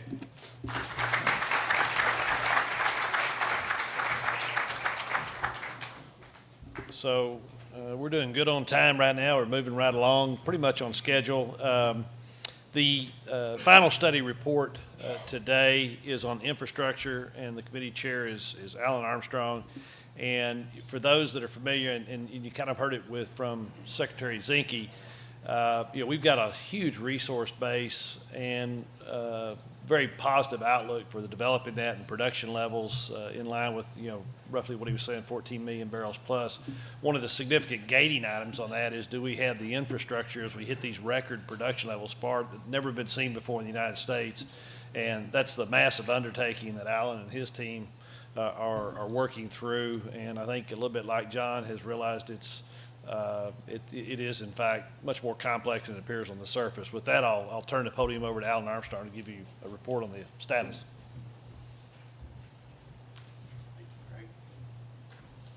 Good morning, everyone, and thank you all for being here. It's quite an impressive group that's assembled here for the National Petroleum Council, and I'm really immediately you get those calls being asked to take on something like this, and you think, man, I have no idea where that's going to fit in to the calendar. But on the one hand, on the other hand, this is such a critical issue in terms of the infrastructure here in the U.S. and our ability to get it built in a more timely basis and in a way that's responsible to the concern of stakeholders in the community, and importantly in a way that adds a lot of value to our country and to the industry. And so with that, rather than sitting in Tulsa and griping about things that go on outside of there, I decided to take Greg up on this. So very honored to be co-chairing this with Deputy Secretary Bruette. And so I'm going to go through very similar to what you heard from John. I'm going to go through and talk about the questions that were posed and how we're formed today to address those questions. But before I get into that, I just wanted to say, you heard this very healthy paranoia from John about not being certain about where they stood on the study and where the progress was. I'm here to tell you, I do not share that paranoia. I am certain we are behind. So, we've got a very broad topic with the infrastructure, and keeping that scope narrowed is certainly going to be a challenge as we move forward. And everybody has very important issues that they want to be addressed from across the various industry and different associations. And trying to do that in a way that makes sure the most important issues and the questions are answered is certainly a challenge for us. So as we get into this, first of all, just the questions that were posed here, you can read on the slide here, but I'll give you the things that I think the most important elements of these questions are. First of all is, how do we ensure that we have the infrastructure we need to serve the public under a variety of supply and demand scenarios, and particularly with the advent of shale production. So as we've heard all morning, a lot of production to take care of, but we've got to be able to get the product to market. And importantly, not just from a supply perspective and a supply push perspective, but as well, we have important markets that need to be served with product. And I think having Russian LNG cargoes coming in to Boston last winter is great evidence of the fact that we could be doing a lot better job here in the U.S. on that front. We also need to understand where we have physical constraints to our growth and how we can overcome those constraints. We need to understand how we best address the stakeholder concerns that challenge adequate infrastructure development. And I would tell you, this is at the heart of some of the most difficult things that we have to answer, is really understanding broadly where these stakeholder concerns are, and not just attempting to run over the top of those concerns, but really hear them and think about how we can address them productively and how we can educate around those concerns. We also need to work, and I think there's a lot of room for improvement on this, how federal and state governments work together to make the permitting process more efficient, and in taking on policies like NEPA and how those can be improved to have a much clearer path forward on policies. And certainly I can tell you from a Williams perspective, the challenge that we have today between state and federal authority over pipeline siting in particular really has a lot of room for improvement, and we really need to focus on the real regulatory authority that's been provided and making sure that that authority is being solely for its purpose. And I would tell you things like the Corps of Engineers 404 permit, along with the state's 401 authority, is a perfect example of where we've kind of gone awry on where the real level of authority resides, and so an important opportunity to address that within the report. And so certainly the policy as we go, the process as we go forward, first of all, a lot of activity going on right now around data collection and further defining the scope. So a tremendous effort, as you can imagine. You'll hear a little bit more about some of the data that's been gathered here. And then describe and define the challenges and the barriers. And then finally, then work to write up recommendations to address those challenges and barriers. So that's the process as we have going forward, and a tremendous amount of people working on that as we speak. Just to look at the overall organization structure here, you can see, first of all, the study committee, which I'm chairing, along with Dan Bruette from the DOE, and then the study committee members. For those of you, I just sent a letter out last week, and thanks to you all that have already replied to that. Look forward to hearing both your review of the study, and there's a lot of detail in there in the work plan that's already been provided to you, and look forward to hearing comments back from you. I've gotten several really insightful comments back already, and keep those coming. Those are very helpful. And then below, and so you can see, of course, the study committee is a much broader group. In fact, it's about 25% of the NPC committee, and then, as I'll introduce in a minute, then we have a steering committee that is collected out of that group. Below that, where the real work is getting done, is chairing Amy Shank, and Amy's right down here, and big thanks to her for taking on the chair of the coordinating subcommittee. And for those of you all that hadn't been involved in that, that really is where a lot of the cat herding goes on. And she is, has a co-chair, Sean Bennett from the DOE. Thank you, Sean, for your contributions there. And you can see the rest of the organization around that. Underneath that, the task group leaders, and there's 4 task groups, and I'll define this further in a moment, but Paul McNutt with ConocoPhillips is taking on the supply, demand, and resiliency task force. Talisa Tolliver with Chevron has taken on the infrastructure mapping and analysis, and I want to say a big thanks to Michael Worth and to Chevron. We actually had Sempra was leading this. They pulled out of that effort, and Chevron agreed to step into the breach on that here last month, and so I really appreciate them taking that on. And Talisa's dug in very quickly on getting up to speed with that. Then on the permitting license and social license to operate, and that is a mouthful, and probably the most challenging, I would argue, of all the efforts here, because this is where so many different opinions and stakeholder opinions come together.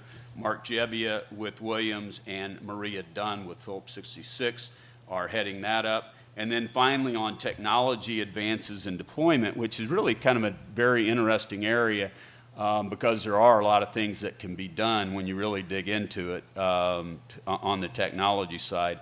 And Jay Churchill with Phillips 66 is leading that for us. So real quick look here at the steering committee that's been formed. And so big thanks to these folks, and we will we've met once. We've got another meeting coming in February where we really start to parse out some of the competing issues that are surfacing in terms of the bandwidth that we have within the committee to deal. You can see here what all has gone on with the study committee and talked about that a little bit earlier.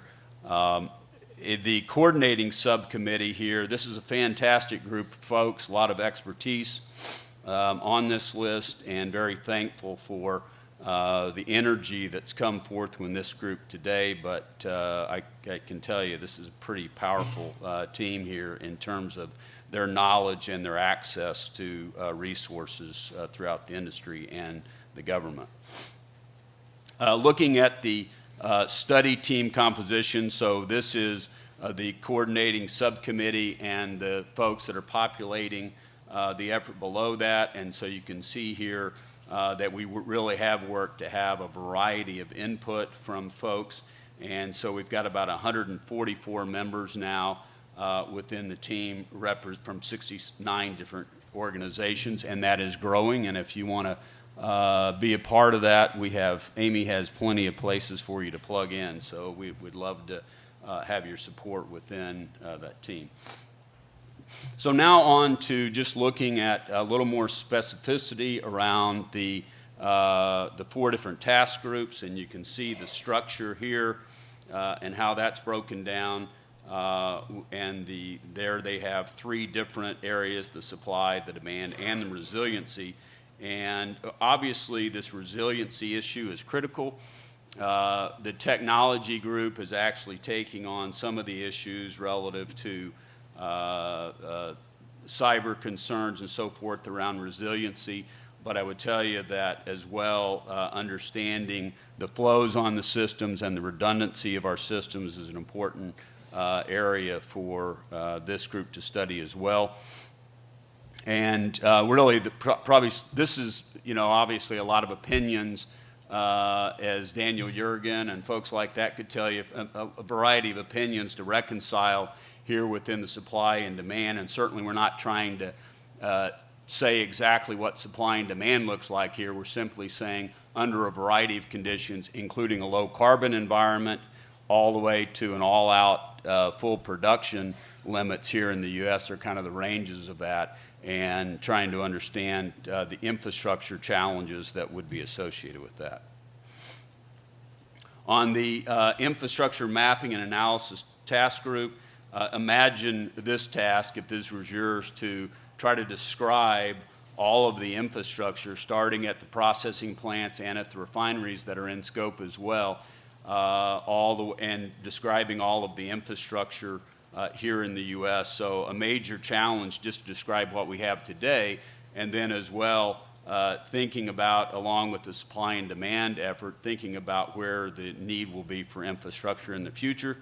I can tell you, without that study being completed, that getting gas from the lowest cost place in the U.S. in Susquehanna County, Pennsylvania, into New England is one of those constraints. So I've already done my part for that team.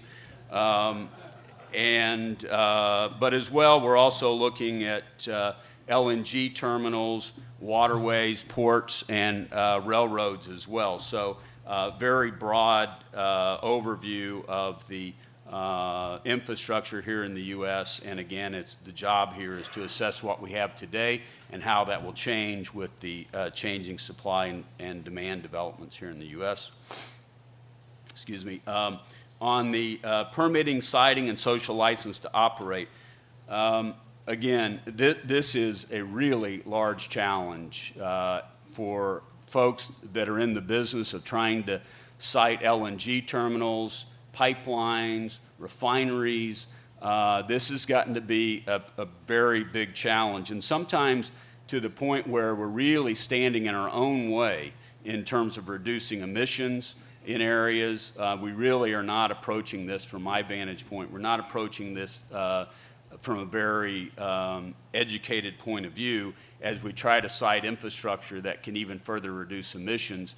And so a lot to be done here. I will say that as we think about climate change and we think about a low carbon environment as well, that's something to be considered here as well. And importantly, one of the things that's come front and center has been, if you think about some of the challenges on the permitting front right now, it has been the courts and the FERC in particular questioning what should a pipeline look at in terms of both the upstream impact on emissions and the downstream impact on emissions. That's a pretty hefty challenge to think about, but this group really needs to help address how do we need to be thinking about that from an infrastructure permitting and siting standpoint, because whether we like it or not, those challenges are out there, and we need to be able to describe how to address that. So I would tell you, of all the things that I think will be most informative to the DOE,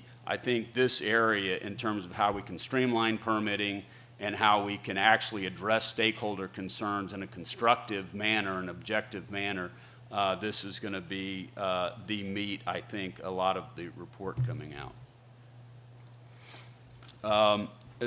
And so you can see here quite a bit more in detail on there. I'm not going to read all that to you, but certainly the low carbon scenario there is one that I think is challenging for all of us to think about, but nevertheless one that we need to be able to address. On the public outreach for this team, you can see here what's gone on to date. There's been 3 listening sessions with 25 participants from environmental NGOs, agriculture, and local government officials, and then as well separate discussions with Native Americans and unions, and a lot of literature search and review by industry has gone on as well. So this team has really dug in. There's a lot of progress that's been made in this area to date, but you can see here as you start touching on some of these, this will get pretty prickly in terms of how we deal with things like the FERC process and the adequacy for climate change impacts of energy use. So I think this is one of the most challenging, as I mentioned. If you think about trying to predict based on a pipeline being built, trying to predict what the changes in energy use and climate change might be around that, that is very daunting because it's not really the pipeline, it's not really the producer, it's really the consumer that is making the choices about how to consume energy, and yet the pipelines and sometimes the production companies are actually being held accountable for that, even though it's a consumer choice. And so I think we've got to be able to educate and define around this particular item. This is an overview then of the technology group and some of the things that are being addressed here. As you can see on the bottom there, the cybersecurity threats to the operating controls. A lot of misunderstanding in this field between regulators and concerns by regulators, as well as the operators being able to inform what the capabilities are of the pipeline systems and what the vulnerabilities may be around pipeline controls. And so I can tell you I've been on the edge of a lot of these discussions, and this is pretty well misunderstood by folks today in terms of really what cybersecurity threats really look like to the pipeline grid in particular. And I think a lot of education can be done on this front that will be very helpful for the DOE and for Secretary Perry. So I'm looking forward to the work that's being done on this. Also, a lot of work being done and improvement around facility integrity. And if you think about how this effort meshes up with the earlier topic of a social license to operate, having good technology use and knowing the integrity of our systems and the safety of our systems, and being able to educate the public about how we can use that technology to make our systems safe is really important. And so a lot of overlap here and integration between the social license to operate and how we use technology to keep our systems safe. So a very important element of the study as well here. And then finally, you can see the study schedule, and you can see that come August, everything and the entire effort's going to get done in August because we've got an October end date to this. So pretty compressed schedule that we've got going on, and a lot of hard work gearing up right now as we move out of the data collection. There's still quite a bit of data collection, but as we start to move out of that and start to define the barriers and the challenges that exist. So a little simpler graph than John's graph was, because I was struggling to figure that one out. This is more an Oklahoma style schedule, so I've got this one covered. So with that, I will take any questions or comments anybody has. Thank you. Any questions for Alan? Yes, Daniel? Oh, sorry.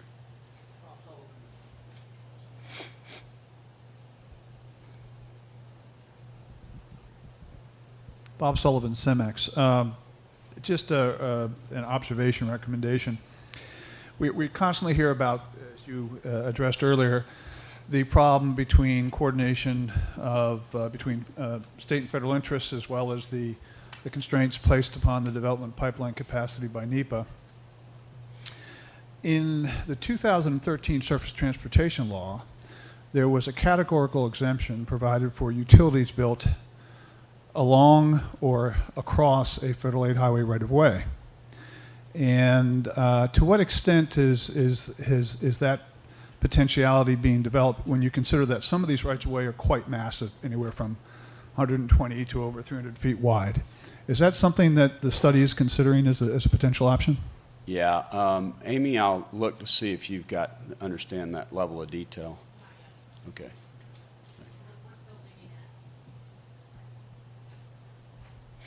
We haven't gotten to that level of detail yet, but we're still digging in, and I believe that we'll uncover that and consider that as well. Thanks for the comment and the insight on that. Thank you. Thank you, Alan, and thank you, John, for taking on these studies. Alan, if it's not premature, you said that the cyber threat is misunderstood. Would you want to elaborate a little bit what you have in mind there? Sure. And so, as a lot of you all probably know, a lot of concern, and believe me, within the pipeline world, a lot of effort. We see attacks against our systems every day, against our SCADA systems, and we work to have those air gaps in between the web and our systems.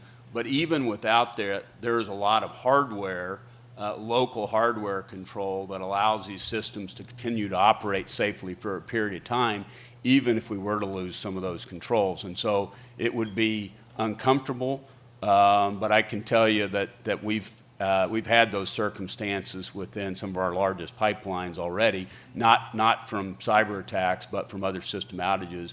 And so I think people are appreciating that degree of control that already exists in the hardware that's available on the systems. It's probably pretty important before we conclude that an attack would be an absolute catastrophe on the systems. Thank you for the question. Other questions?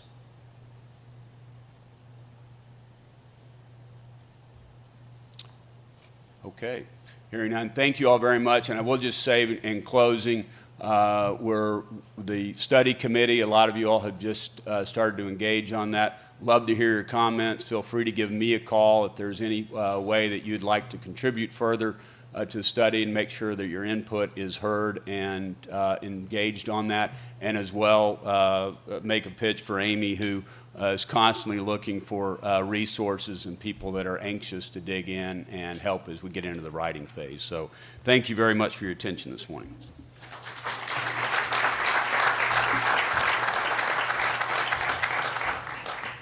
I want to thank both John and Alan for agreeing to undertake the studies, as well as Darren and Carol Lloyd for jumping into the breach here quickly on the Arctic potential study. I would also just take the opportunity to put in a little bit of plug for the NPC staff.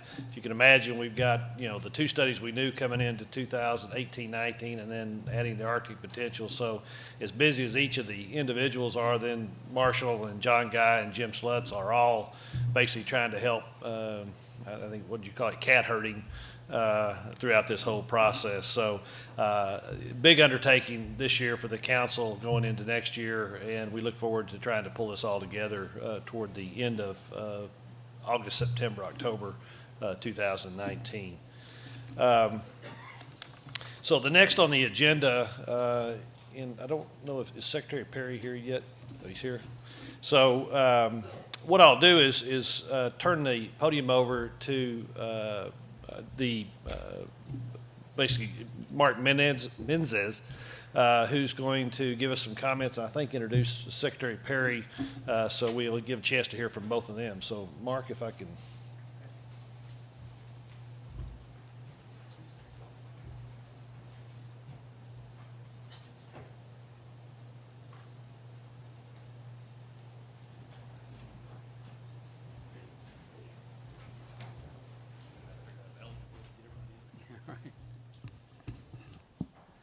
Well, thank you, Greg.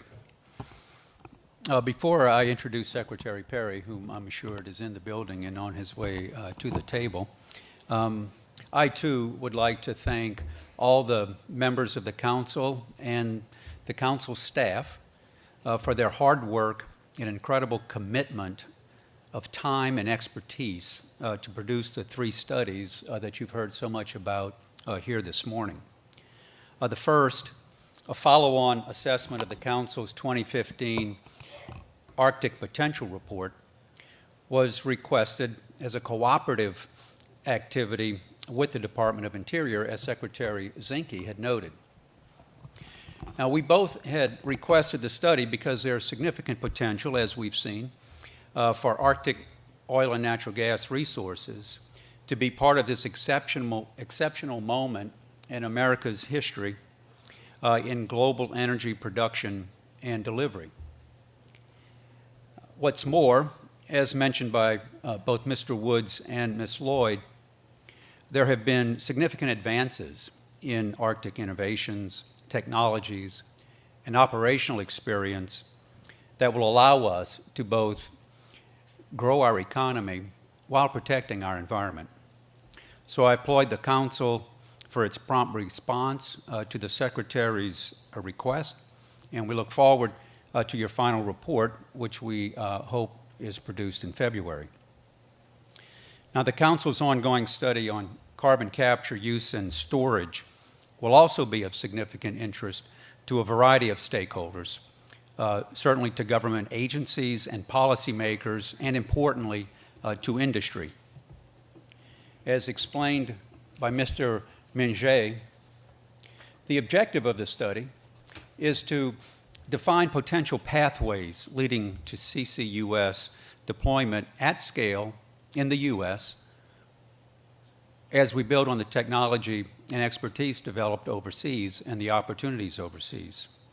It's a comprehensive work plan that will result in a fresh look at this topic with a focus on the business case for CCUS in terms of energy security, economic growth, jobs, while also protecting the environment through carbon dioxide capture.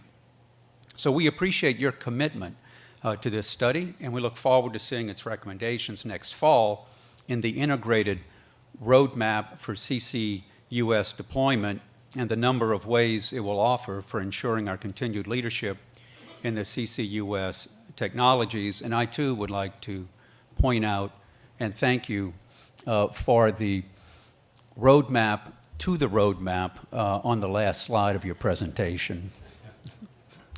Finally, we're also excited about your work regarding the oil and gas transportation infrastructure study as discussed by Mr. Armstrong, even though we know that it's already behind schedule. And as noted by Secretary Zinke, our nation is now the world's leading producer of both oil and natural gas. So it is critical that we are able to build the infrastructure necessary to bring these energy resources to market. Bottlenecks in transportation constrain production, deprive consumers of competitive pricing, and undermine our ability to export oil, natural gas liquids, and related products to global markets. And with the foreign policy challenges we face today, maximizing our ability to supply global markets, to be reliable economic competitors with the OPEC countries and Russia is essential to our economic and national security. So we're confident that with the Council's final infrastructure report, also due next fall, we'll have a roadmap for building the energy transportation system of the future with practical strategies for addressing the important concerns of all of our stakeholders. Finally, we are very appreciative of the dynamic and visionary leadership being provided by Darren Woods, John Mingé, Alan Armstrong, each providing a strong and steady hand at the helm of their respective studies. We deeply appreciate your commitment to these projects. As evidenced in the presentation materials, they are receiving strong support from a real cross-section of the oil and gas industry, your employees, other industries, think tanks, academia, NGOs, Native American groups, other interest groups, as well as my colleagues in government. This broad participation should produce detailed and valuable studies that reflect the views of a comprehensive set of stakeholders, and as we discussed at this morning's CCUS breakfast, it will be an enduring studies. These will be enduring studies that will stand the test of time and serve as reference materials to all policymakers looking at these issues. All three of these reports reflect the fact that we are truly at an extraordinary moment in American energy. It's worth remembering that in 1977, when this council was transferred to the newly established Department of Energy, America was facing long lines and high energy prices. Many considered wise at the time were convinced America's days of energy abundance and production were permanently in the rearview mirror. Yet we didn't have an actual energy shortage. What we had was a shortage of imagination and a loss of confidence in our ability to innovate. Since then, the innovations of our national labs, universities, coupled with the energy and ingenuity of those of you in this room, in the private sector, we have made America the world's leading energy producer. By favoring innovation over regulation, we are successfully developing all of our abundant energy resources, oil, natural gas, as well as renewables like wind, solar, and hydro. That's having a profound impact on America's security and on the right of each American to pursue their dreams. Now, without further delay, I'd like to introduce Secretary Perry. It's been a full year since he's last addressed you at last year's council meeting, and during that time, he has met many of his counterparts all over the world, as well as the department stakeholders, some of whom are here today. Secretary Perry is an Eagle Scout, a veteran, the longest-serving governor of Texas, a great friend, and a genuine leader of our energy department and of America's ongoing energy renaissance. It's my pleasure to present to you the Honorable Secretary Rick Perry.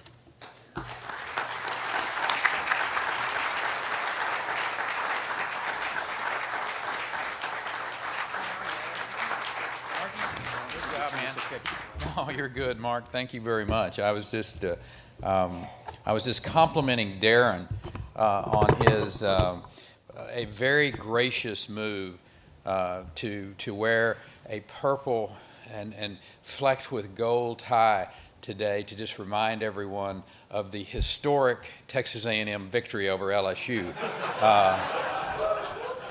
Well done. Well done. That's what you call graciousness right there. Anyway, before we kind of delve into these short remarks, I want to take a moment and just reflect with the rest of the country and ourselves, each of you, to just remember a great American, a fellow Texan, a patriot. I don't suppose there's ever been anyone, certainly in my memory, and even being a bit of a student of history, that's been any more prepared to be the President of the United States than George H.W. Bush. His service to our country was profound, unparalleled as I think about his resume, and just a amazingly good and decent man. We'll miss him, but the good celebration is what a life he lived, life of consequence, his decades of public service. Again, I think the word, for me, unparalleled in his service and his work, and he was a good one. So anyway, to each of you on the stage here with us today, thank you. It's another tremendous year that the energy sector, especially in the oil and gas business. Mark, you made some remarks about 15 years ago, and there could have certainly been a fellow up here giving a speech on peak oil, which I heard a number of times back in the mid-2000s. But that wasn't the case, and as you mentioned, it was because of people in this room, it's because of visionaries, it's because of the private sector. Government had its role in that, and I think DOE and this crowd, those of you in this crowd have found that way to work together to really make a difference, and all the work that we've done here, and the studies that you talked about on the CCUS, the technologies going into the marketplace, and the Arctic oil and gas development. Just some amazingly powerful opportunities for development of our natural resources in this country. So a little over a year ago, I think we were at the Hay Atom, and Zinke and I were, I told somebody, I said they probably had a number of really capable people that turned them down to speak, because Zinke and I were the two that ended up being there. So, but anyway, Ryan and I are great and good friends, and we, again, sorry you couldn't get anybody better than Ryan and myself to entertain you, but here we are again. So, but anyway, thank you for allowing us you humor us, to let us come and to share with you again our observations and particularly talk about America's energy opportunities. This country has chosen to become a nation that produces its energy in extraordinary abundance, and again, it's the people in this room, it's the national labs. I've visited all 17 of our national labs now, and they're the most fascinating places with some of the most capable men and women that I've ever had the potential to work with in my life that populate those laboratories, and they're working on this just extraordinarily wide array of energy opportunities and technologies, and we never thought, I don't think a decade and a half ago, no one, well, George Mitchell did. I give George his appropriate dues. There were a few real visionaries, but they were in the minority. But today, we're seeing energy produced more cleanly, more efficiently than anyone ever thought possible. So we're the leader in oil and gas production. I know you've heard these numbers, but they're worth repeating for anyone who's here in the media as they share this story with what America and American energy is all about. We're on track this year to produce 10.9 million barrels a day. Next year we're going to, and they've upped this, Darren. We're at 12.1 million barrels a day in 2019. Natural gas production, 83.2 billion cubic feet per day. Next year we're going to be at 89.6, which both are new records. This is some. These are great strides that we're making, and not just in the fossil fuel side. What we're seeing in the renewables and the wind and the solar side of things on nuclear energy, we're producing more. we're emitting less. And that's a story that all too often doesn't get picked up by the global distributors of news. And I think it's important that we remind the world on a regular basis between 2005 and 2017, the United States led the world in reducing emissions, cutting them, carbon emissions, by 14% over that time period. And so last year was the first time since Dwight David Eisenhower was the President of the United States that we were exporting, we were a net exporter of natural gas. Today those exports are going to 31 countries on 5 different continents. And I'm telling you, we're just counting, we're ticking up. I was over in the Central European region, and there are going to be some countries over there that are going to be buying our products. We discuss LNG as we hit those countries, and we were in Poland, Ukraine, Hungary, Czech Republic, and they understand, you know, cost is just one factor here. But I talked to them about the diversity of supply, the diversity of suppliers, the diversity of routes. All of that is very important as they recognize that the United States is going to be a reliable supplier, that we're going to be a competitive supplier. The situation in Ukraine was and is exacerbated by what Russia is doing with the heating fuel supply for that region of the world. Whenever and wherever I went, that Iron Curtain may be gone, but in some places the clarity of transparency, the rule of law, the regulatory certainty, and other factors are lacking. And that's one of the messages that we, time after time, is you know, particularly when we were talking to the leadership of Ukraine, I said, the United States wants to come and participate in this part of the world. Our companies want to come. Our private sector companies want to come and participate.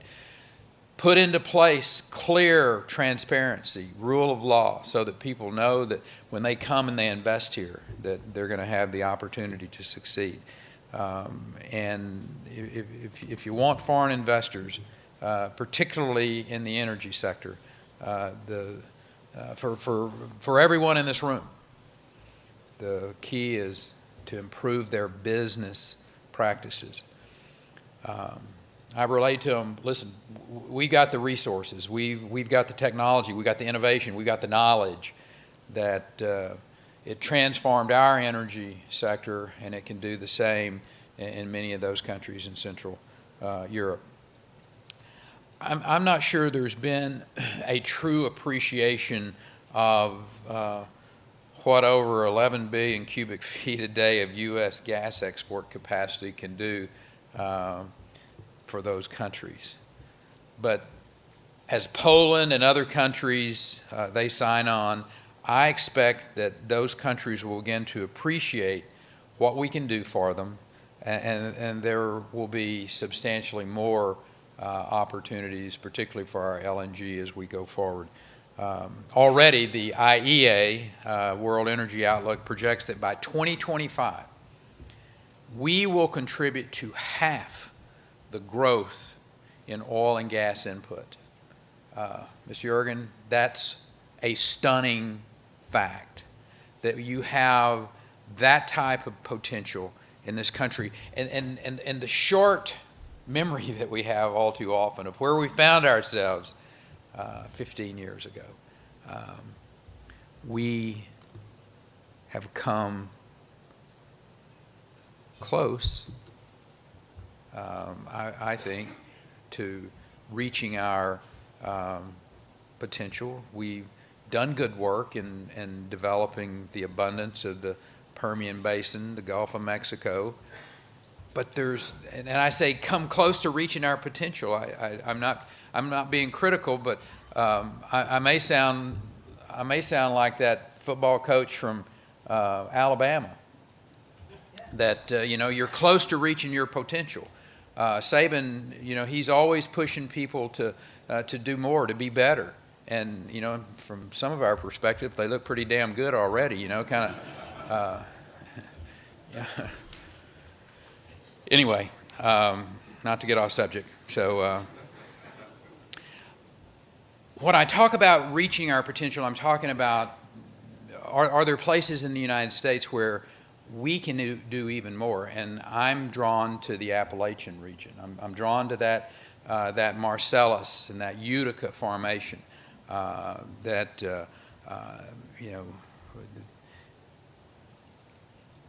If the Appalachian region were its own country, it would be the third largest gas producer in the world. So that the potential raw product is there.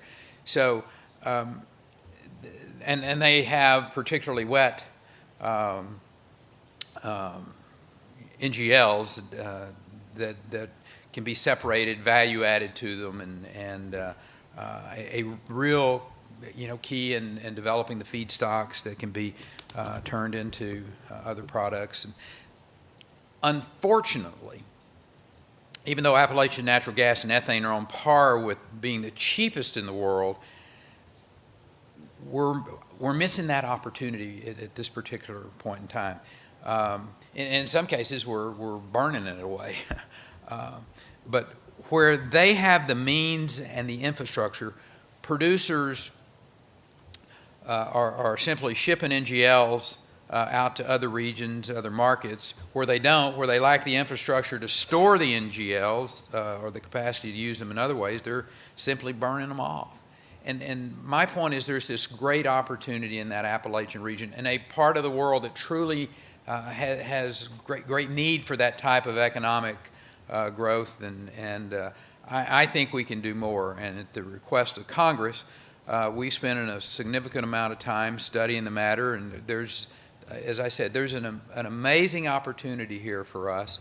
There's this incredible opportunity, potential for establishing an ethane storage and distribution hub in the Appalachian region, and for building this very robust petrochemical industry in Appalachia. That's the bottom line of a report. Actually, that we're releasing today, Mark, out of DOE, that I hope you have the opportunity to take a look at. The report notes that Ohio, Pennsylvania, West Virginia, their combined share of U.S. natural gas production has skyrocketed from about 2% in 2008 to 27% last year. And in 2025, the ethane production in the Appalachian Basin is expected to be 20 times greater than it was in 2013. I mean, those are some stunning numbers of growth and potential. This is an economic opportunity for a region, as I said earlier, that sorely needs it. In fact, in March of 2018, there was a study by IHS Marquette. That was a forecast that the region will supply almost 40% of the nation's gas supply by 2040.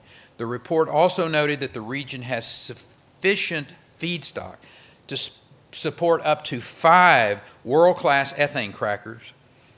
We know Shell is building one there now, and those investments in petrochemical production in the region are likely to have a significantly higher return than for those made in my part of the world, in the Gulf Coast. Those investments could create economic security along with increased employment and greater infrastructure development. What's more, nearly 1/3 of our activity in petrochemicals already occurs within 300 miles of Pittsburgh. These are fascinating facts here. $300 billion in net revenue, 900,000 workers at 7,500 businesses. That's within 300 miles of Pittsburgh. I mean, these are the types of numbers that are shatteringly important, I think, to our country. As our report shows, based on a market analysis by the National Energy Technology Lab, NETL, over in Morgantown and in Pittsburgh, there is sufficient global need, enough regional resources to help the U.S. gain a significant share of global petrochemical market. An Appalachian petrochemical industry would strengthen our energy and manufacturing security by increasing our geopolitical production diversity. What I mean by that is I talk about energy security is national security. And it's really true, whether you're in Ukraine or whether you're in the United States. This is a really important concept to understand. One of my great fears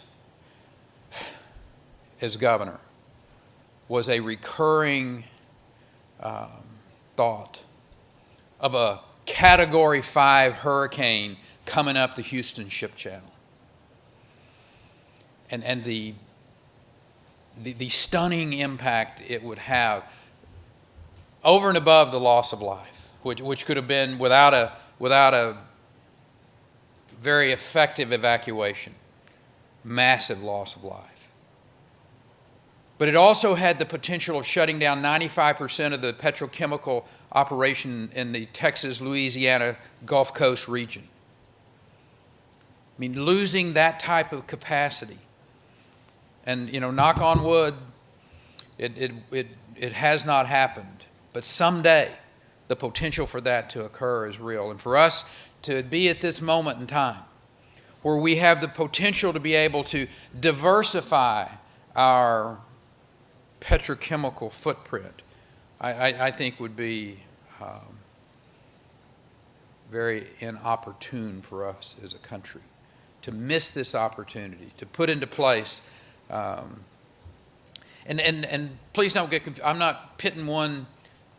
Nobody gets confused that I don't mind helping my homeboys from the state of Texas. And listen, my dad used to always tell me, he said, son, it ain't bragging if you can do it. So I just tell people, I said, listen, I said, one of the reasons I don't mind going and telling people, you know, move your business over here, do it over here, because I know we're going to do a good job of it. But the competition that created across the states. Now, Jerry Brown still hadn't forgiven me for going into California and trying to recruit businesses back to the state. But I told him, I said, Governor, this will make your state more competitive. I saw Gavin Newsom. I told him the same thing this Saturday. I said, Gavin, it will make you more competitive.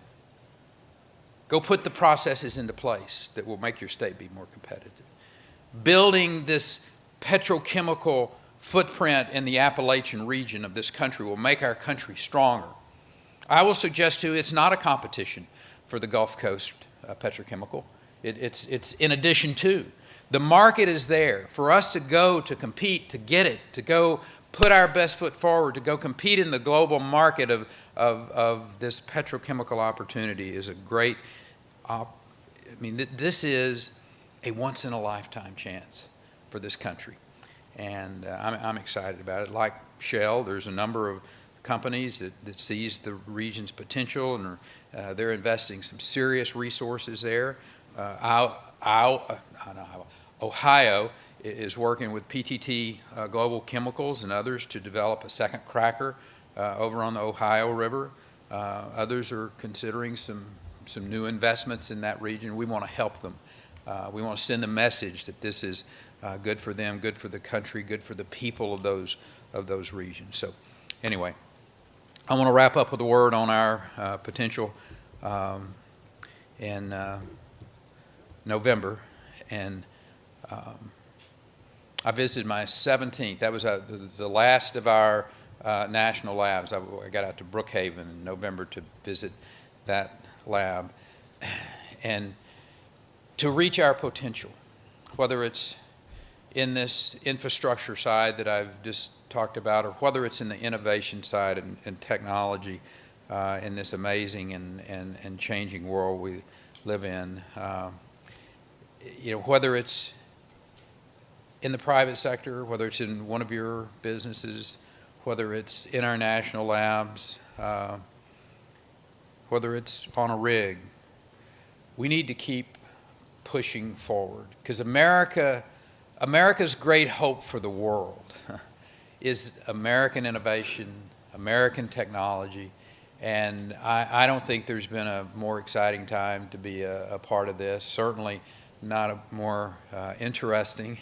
And I'm headed to the Middle East later here to Qatar and then to the Kingdom. So speaking of interesting, and these are interesting times, but there's never been a more interesting time from my perspective to be in the oil and gas business. And my hat is off to each of you, to this council, for the work that you do, for continuing to put America in this preeminent position in the world. And our goal and our pledge to you is to continue to be as effective, as efficient as we can, and to be great partners as we go forward. Thank you, and God bless you.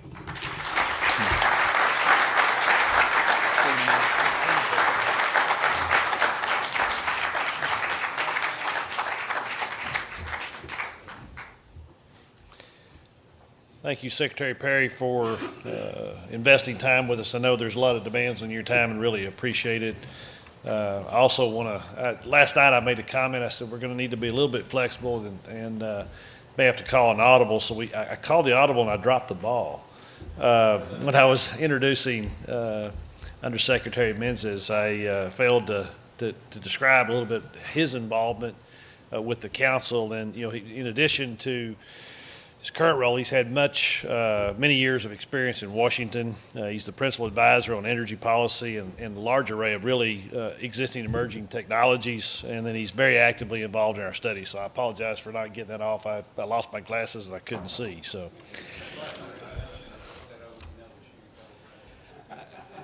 7 overtimes LSU, I wasn't going to say anything. So.